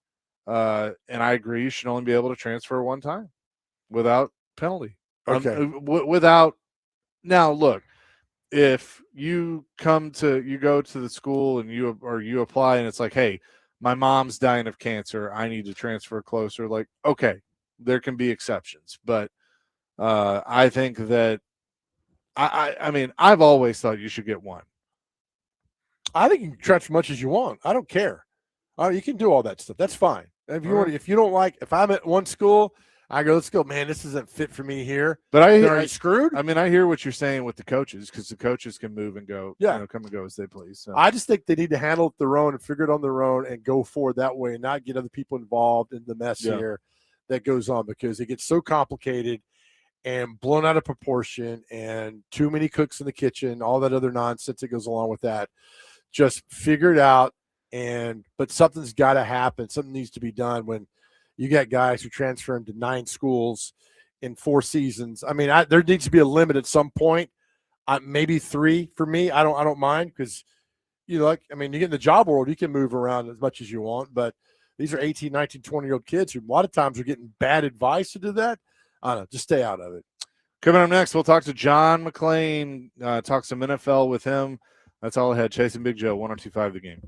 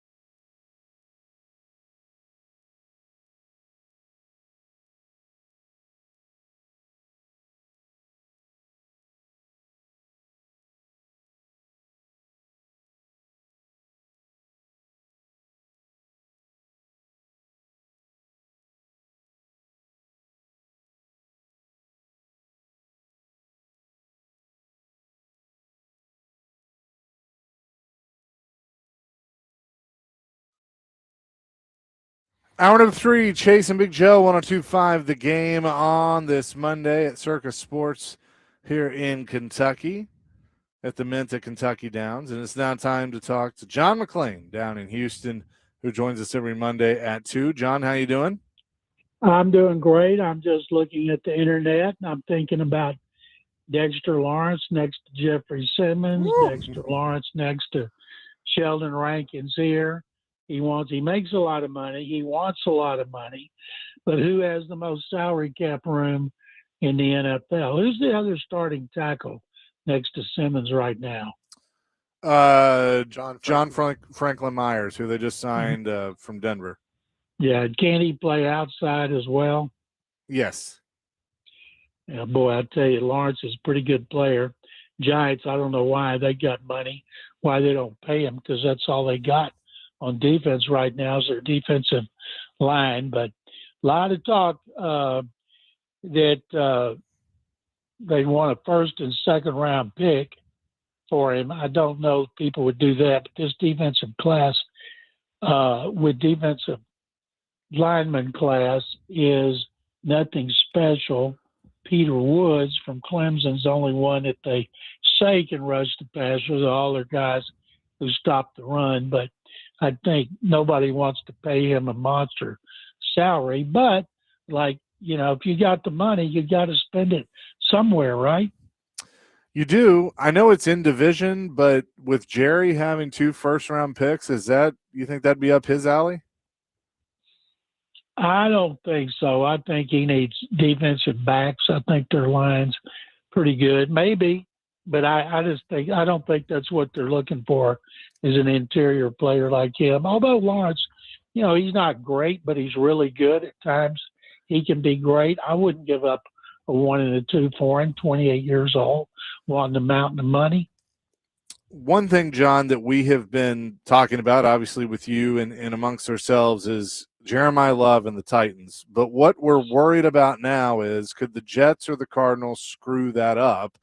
And could Dallas play a factor in that, having those 2 first-round picks? Could Jerry try and make a deal to move up to 2 and take, whoever he wants? That's something that we've kind of thought about today. What do you see with that in that scenario? I don't see any team ahead of the Titans taking Jeremiah Love. Arizona has already signed one free agent and re-signed James Conner. The Jets have Breece Hall. They plan to re-sign him. And maybe there's another team. But the Cowboys' offense was not the issue. Javonte Williams had over 1,000 yards. He's already been signed to an extension. That is a really good extension for the Cowboys. So the Cowboys need defense. Now, I'm still amazed, and maybe Mike Bergonzi will cross up everybody and take a pass rusher instead of Jeremiah Love, when a pass rusher cannot dominate nearly as much as Love. Doesn't touch the ball. Al Davis one time said he wanted guys who could put the ball in the end zone. That was his priority, get guys who could put the ball in the end zone and then worry about everybody else. Well, Jeremiah Love can put the ball in the end zone, and if he's healthy, he should be able to play 7-8 years, maybe longer. I still have a hard time figuring out why people have devalued running back, although it's coming back. People say, well, Bijan Robinson may be the best in the NFL. He's a great receiver and a runner, and look where the Falcons have been. Well, that's not his fault. That's their fault. So as I told you guys before, I think everybody in the AFC South would be happy if they passed up on Love. And I would hate to see him end up with Kansas City. I don't think they're going to do it. I wouldn't want to see him with New Orleans. They're looking for, I guess they think they're looking for a new guy to replace Kamara. And but I don't see teams trading up to get a running back. But boy, if the Titans could get him, you guys would eat it up, because you'd see a guy who is hell on wheels. Oh, we can't wait. John McClain's on. That's with the Chase and Big Joe show. John, beyond the 4th pick and people calling and talking about who they're going to pick at 4, the next question is almost every day, what about Will Levis? All right, so they signed Hendon Hooker last week. They got a backup in Mitch Trubisky already. How much cachet does Borgonzi have with Will Levis? Because some team is going to need a nice arm, or is this Will Levis expected to be cut? Some team pick him up. Yeah, I think he'll be cut. The one I'm interested in is Liam Cohen, because he was his coach when he had his best year at Kentucky. And so Cohen would know him. And both Cohen has really advanced, and to see if he'd be interested in bringing him over there as a backup to a quarterback who's been remarkably durable. And once they signed Trubisky, they told you what they thought about Will Levis. And anytime you got a new coach, he's not going to stand pat at certain positions, especially the most important one on the team. And I remember when Hendon Hooker came out, where did he end up going in the third round to Detroit? Yes. And he was coming off the injury. I remember talking to 2 or 3 people that I respected who had coached quarterbacks or called plays as offensive coordinators who liked him, not that year, but liked his traits and were excited to see where he would be like in 3 years if he ever got a chance to play. Well, he should be very happy that he gets to come back to Tennessee. And I always remembered that. And so we'll see. The third quarterback's not supposed to play, of course. I really like the Trubisky play. I'm surprised, that more teams don't spend more money on quality veteran backup quarterbacks. Oh, I'm with you. And, that's the Kirk Cousins deal going to the Raiders is exactly what you're talking about. Great move. Case Keenum was here as a backup in 23, C.J. Stroud's rookie year. Well, they made a lot of changes the second year. Well, one of them is they didn't try to re-sign Keenum. He went to the Bears. Look what happened to Caleb Williams after he got there. Case is a guy that we've known since he was at the University of Houston, before he's been on like 15 NFL teams. If he wants to be a coach, he'll be a coach. If he wants to be an NFL coach or a college coach, University of Houston has a standing offer. He lives here in the off season. He has season tickets to their football, basketball, all their sports. He's a diehard Cougar. But I'll guarantee you that there are so many coaches out there who would offer him a job coaching quarterbacks. And the relationship he had with Stroud, and I'm assuming with Williams, that he's with them every day. He's with them in the locker room, sitting in front of their lockers, talking to them. Quarterback coach doesn't get to do that. And so that's why I think Texans were foolish to let him get away. And when people talk about what's happened to Stroud the last 2 years, yes, a lot of it, they don't have an offensive line, couldn't run the ball this year. But I think you cannot overlook Case Keenum. And the teams that will pay a little extra money and cut back somewhere else to get a quality backup quarterback who can help on the field and off the field, some are missing the boat. 8 NFL teams, including 3 stints with the Texans for Case Keenum. Just looked it up. I thought it was going to be more than that. One of the greatest guys I've ever known, and who was just great in the locker room. And I think, the Bears just signed him to another deal. He can stick around for a long time, making a few million a year, and there's worse things you can do. Oh, absolutely. John, a question on draft night. How involved should a head coach be on draft night? Meaning, how much input should a Robert Saleh have on draft night, or any coach around the league? But, we talk with the Titans here. We know what he wants. He's not really drafted defensive guys early in his career as a head coach. This all changes now, but how much input should a head coach have on draft night?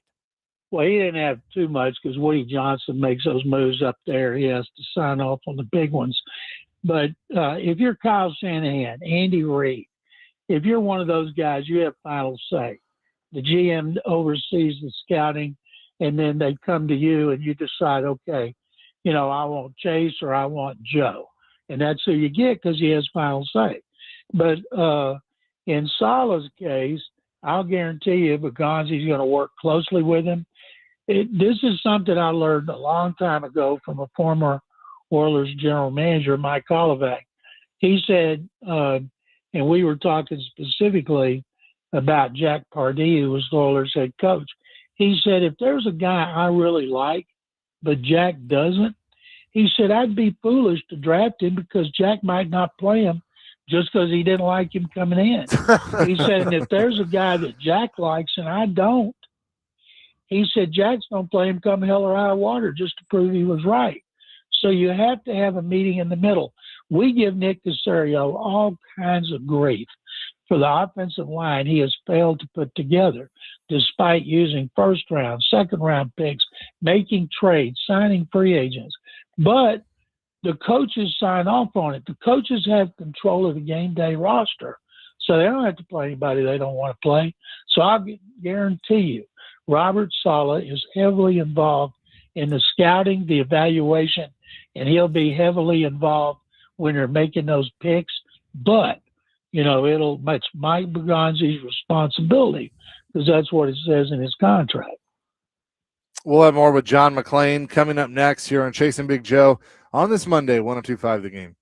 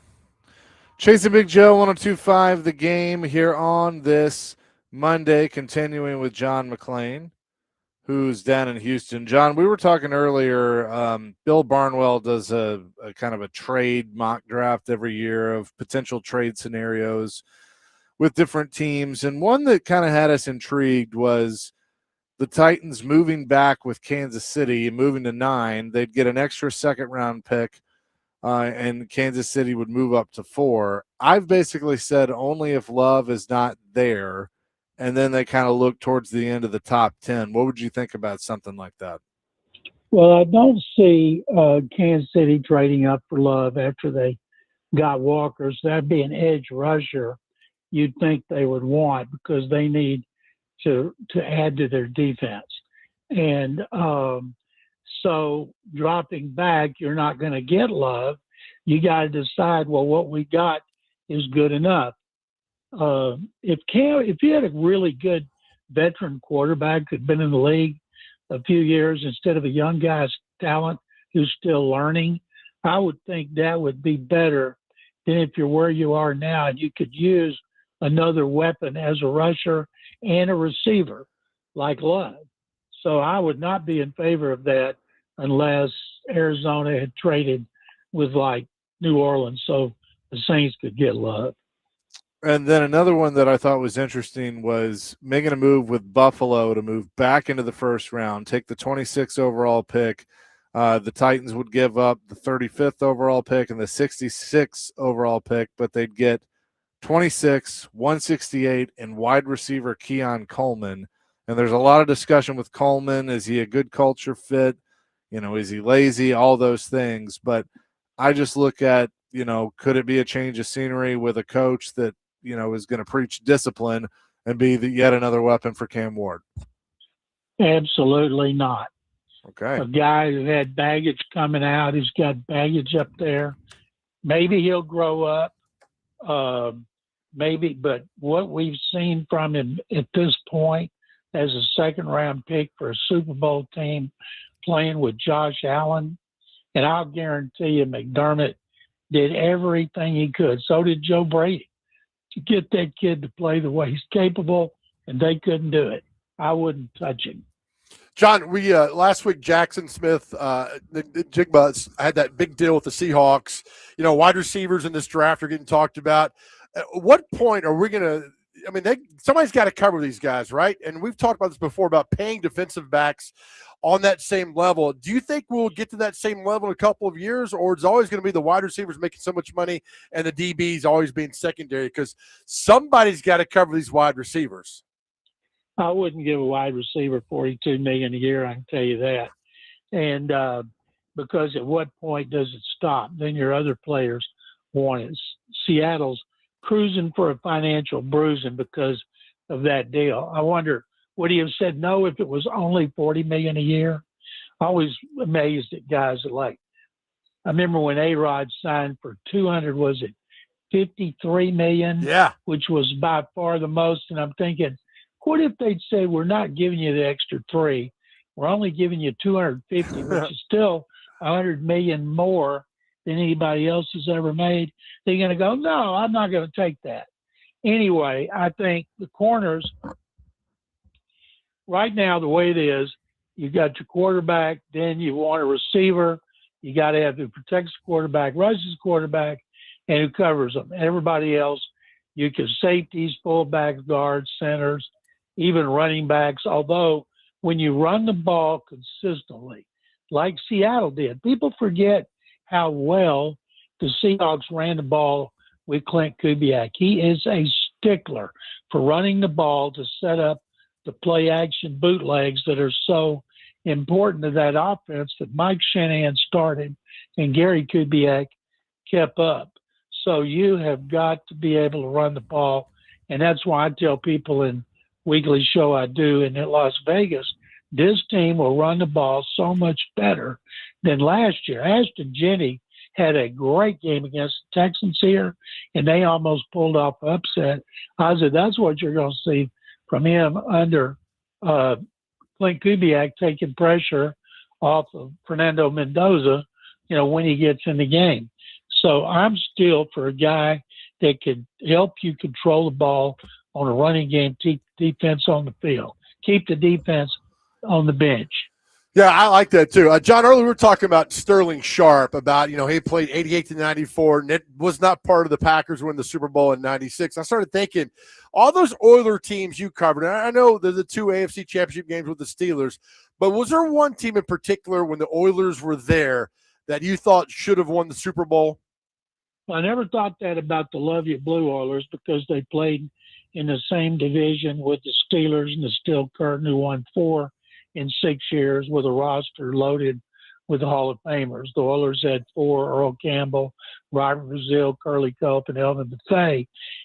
But the 93 Oilers, in which Buddy Ryan was the defensive coordinator, and they had the best defense in the league. They knocked out 11 starting quarterbacks that season. They had to run and shoot.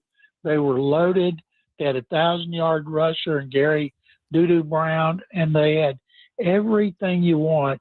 And they lost here to Kansas City in the last miracle of Joe Montana's career, a pass that beat them, and they overcame a 10-point deficit. That, to me, was the best team I've ever seen that didn't get to a Super Bowl.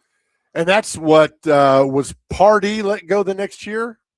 Yeah, he was fired after an 0-10 start, and Jeff Fisher was promoted, and the rest was history. Was that a hangover, John, heading into the 94 season after being so good in 93? No. Free agency started. Bud Adams came to training camp for his annual State of the Union with the players and the media, and he started talking about this newfangled salary cap. Floyd Reese was in his first year as GM, and how there had so many Pro Bowl players making so much money, he wasn't going to be able to keep them. And players reached into their wallets and started throwing $1 bills at him to try to bail him out. Gosh. And they did a terrible job. Traded Warren Moon for like a 4th-round pick, lost half their defensive line. People came in there and picked all that talent apart. And, of course, they bounced back with Floyd and Jeff running the show. But that was pretty unbelievable. And so they went from 12-4 to 2-14, right when they were asking for a better lease from the Astrodome from the county. You talk about bad timing. It was the worst one-season plunge in NFL history. John McClain is with us. Real quick, I know you're a big baseball guy. What have you thought about the ABS challenge and that kind of technology that they've used so far? I think we got some morons because players calling for a challenge in the second inning and losing, and you got one left. There's no one strike if you're up at the plate by yourself that's going to make a difference. Managers somehow ought to have somebody looking at a big screen next to them, and they see a pitch, challenge. Don't let the players do it. Let them challenge it. But I see that all the time. And I see a lot of broadcasters don't know the rules. Don't know if you're in the 10th inning and you use it, and you go to 11th inning, you have another one. If you don't use them, you still get one in every inning. They're trying to figure it out. But I've seen some ridiculous challenges on the part of the Astros early in a game, and I'm thinking, why don't you tell those guys, don't be challenging early in the game? I don't want to see, coaches necessarily challenging every play in the NFL, but I kind of look at, the technology that's available when, talking about ABS and even some of the ways they use it in the NFL now with the first down markers and stuff like that. Do you think that the league is utilizing everything to their full advantage, or do we need to see more to make sure that they're getting the play right while also maintaining pace of play? I'm wondering why they say if they have to use these backup officials, which I don't believe they will help them in New York. And I'm thinking, why the hell don't you help the regular officials? Yeah. We watch it on TV, see all kinds of mistakes. What if you could challenge anything, but the coaches didn't have more challenges? That wouldn't slow down the game. That's what Bill Belichick always wanted. They never considered it. And to me, you should tell a coach you can challenge anything you want, but you get the same challenge system. Yeah. I mean, look, because I know it was kind of a mess when they had it where you could challenge pass interference, but we still see some calls that one way or another, they're pretty egregious. And it's like, if you could just allow them to look at it, I think that'd be a good thing. What bothers me is roughing the passers when a guy hit a shoulder, not the head area, and they'll call him for a penalty. There should be a sky spy with big screens there with his finger on a button.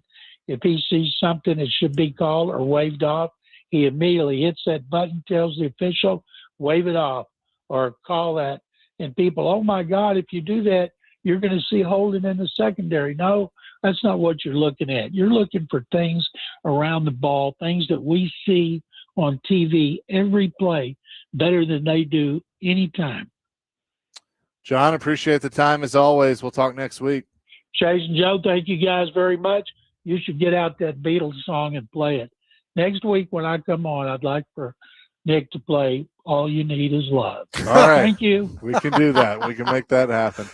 Dr. Crane, you have your assignment. I'm ready to go with that. That's a good one. Love. We'll come back with more here from Circus Sports in Kentucky here on 102.5 The Game.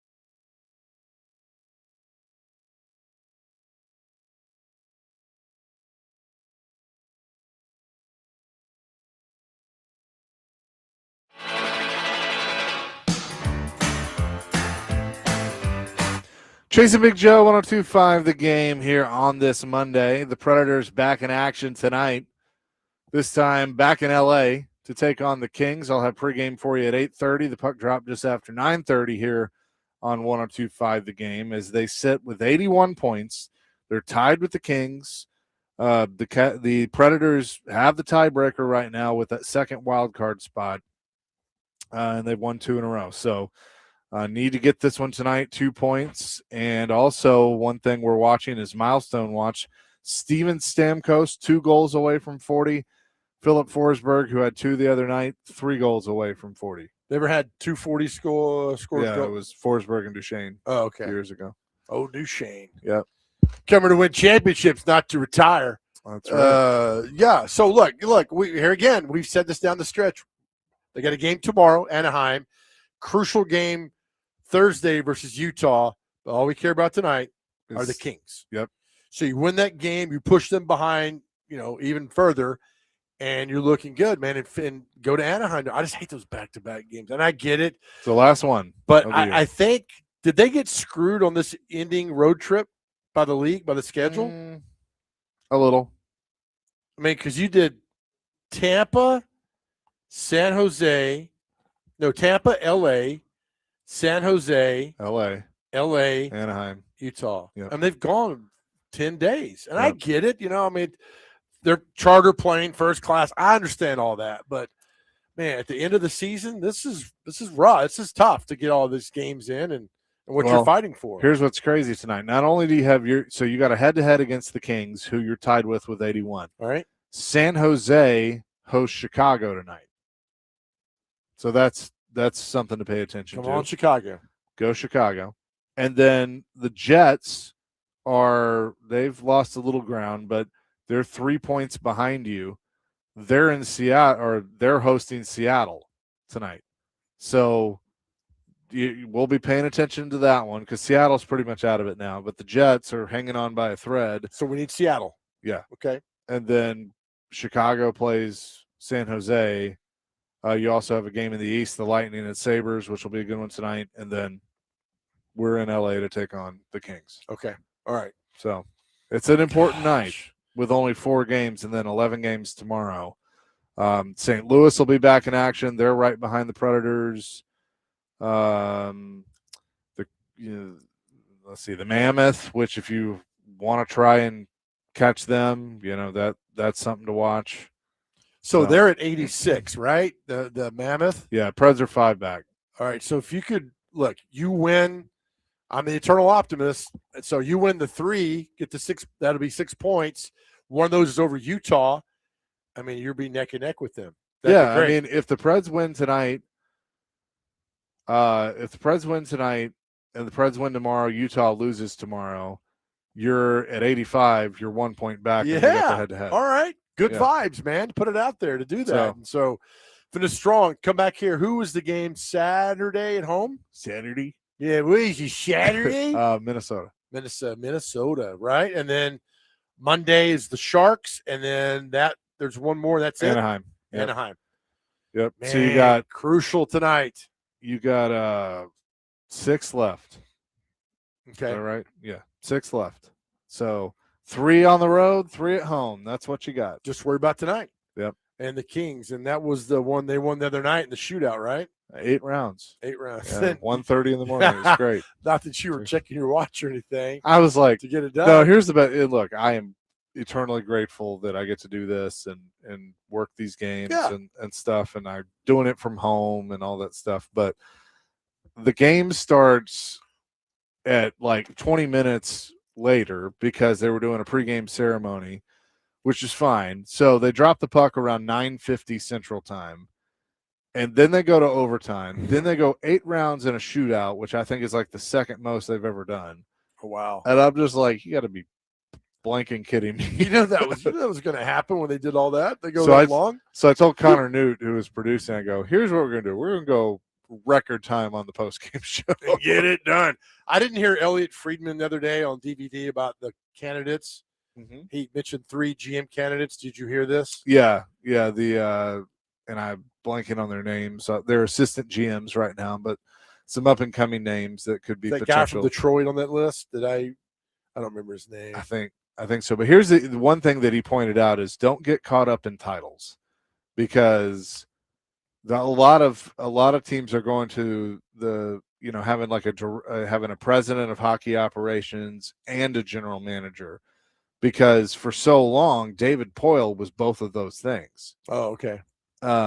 And so there's a chance, there could be two people that could come in. One's kind of your president of hockey ops that is probably a veteran. Brendan Shanahan's name's been thrown out there.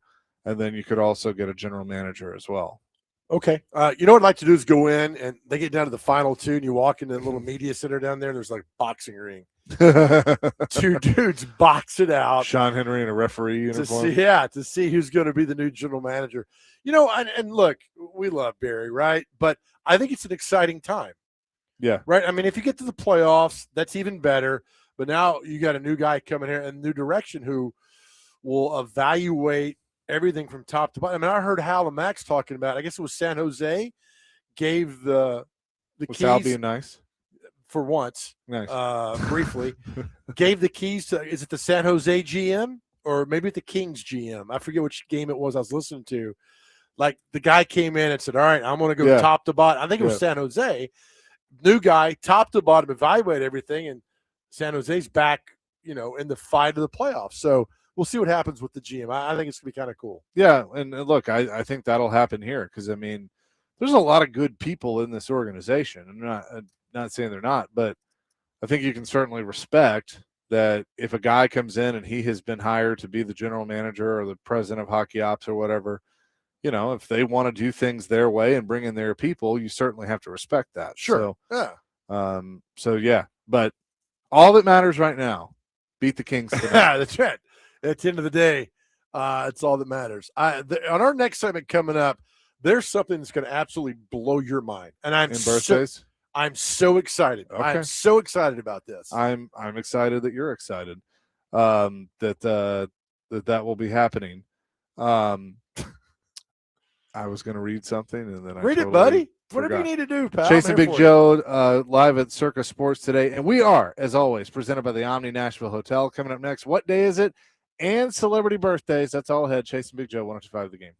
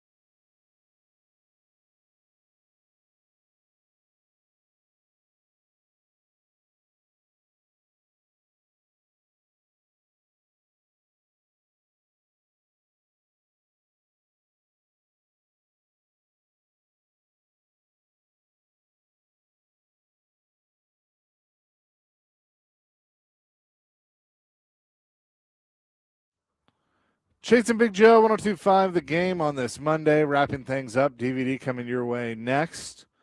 And again, Predators tonight, pregame at 8:30. It's a late one. So get your nap in, get some caffeine. I'm going to need a nap, but it'll be all right. Good Lord, why are you tired? I don't know. I'm always tired. With that, let's get to what day is it and celebrity birthdays. Hey, man. I'm here. Sorry. That's all right. Running out of breath here. All right. First on the list, we have Army Day. Next is Church of Jesus of Latter-day of Saints. So basically All Saints Day. Drowsy Drivers Awareness Day. Dingus Day is today. Okay. That's an interesting Pete Weber picture. wished me a happy Dingus Day today. So. Okay. All right. Glad to know somebody celebrates. Yeah. Love to see that. Let's see. International Day of Sports for Development of Peace.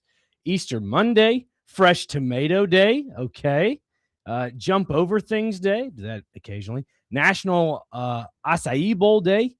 National Caramel Popcorn Day. National Carbonara Day. Okay. National Siamese Cat Day. National Student Athlete Day. National Egg Salad Sandwich Day. You could wrap that up with some National Twinkie Day action. Love me some of that. Sweet Potato Day is today. Teflon Day. White House Easter Egg Roll Day. World Table Tennis Day. Shout out to the table tennis athletes. And National Fun Day to wrap it up. All right. Historically, a Polish-American tradition, Dingus Day celebrates the end of the often restrictive observance of Lent and the joy of Easter. Over the decades, Dingus Day has become a wonderful holiday to celebrate Polish-American culture, heritage, and traditions. And your dingus. There you All go. right. Time for celebrity birthdays. I'm excited about this. All right. You are excited. So, Dr. Crane, I met with the staff this weekend because some think Chase gets a fair advantage because we alternate, goes back and forth. For a little time, you're going to go first now to kind of upset the balance of this, okay? Okay. Sure. All right. Our first birthday, if I like this, but- former Twins pitcher Bert Blyleven. How old is he today? 72. 68. 75. Chaser, how old? We got two really cool birthdays today. How old, Chase? It's Sterling Sharp. Can you believe today it's Sterling? We have dedicated a lot of the show to Sterling Sharp. I had no idea that it's birthday. How old is Sterling Sharp? I'm going to say 60. 64. 61. Chase on the board, 1-0. Chase, Dr. Crane, how old is Brett Boone? 60. 63. 57. Chase McCabe, how old is former Arkansas Razorback basketball player Oliver Miller? 59. 57. 56. We're tied at 1. Dr. Crane, how old is former Chiefs defensive back Donnie Edwards? Great player. 54. 58. 53. Nick's up 2-1. Chase McCabe, how old today is one Tim Hasselbeck? Our Today's man. Tim Hasselbeck's birthday. Oh, we gotta text him. Happy birthday. Yep. I'm gonna say Tim is 52. 53. He's 48 and tag this, so you guys think he's older than what he is. Sorry, Tim. Good Lord. My Dr. bad. Crane, one of our greatest interviews of all time. Today's his birthday. How old is Billy D. Williams? Oh, if you didn't hear that interview, thank God. I don't think anybody did. Willie D. Williams is, I'm going to go 57.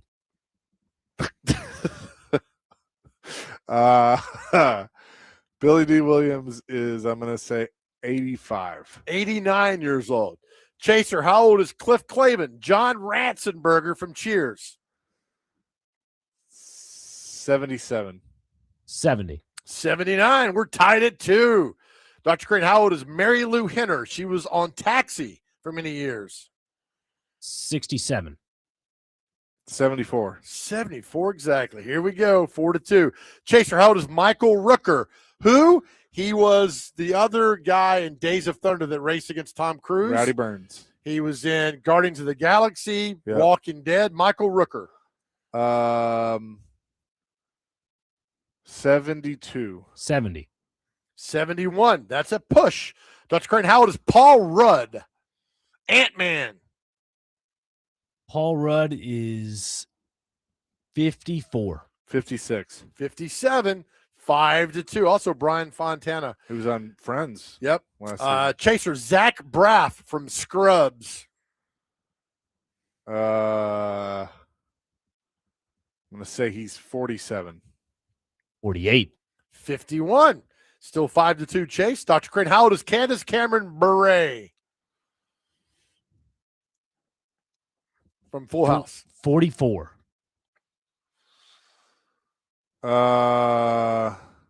43. 50. All right, Wow. a few more here. Chaser, director Barry Levinson directed Rain Man and the Natural. 77. 72. 84. Dr. Crane, guitar player Warren Haynes of Government Mule. 67.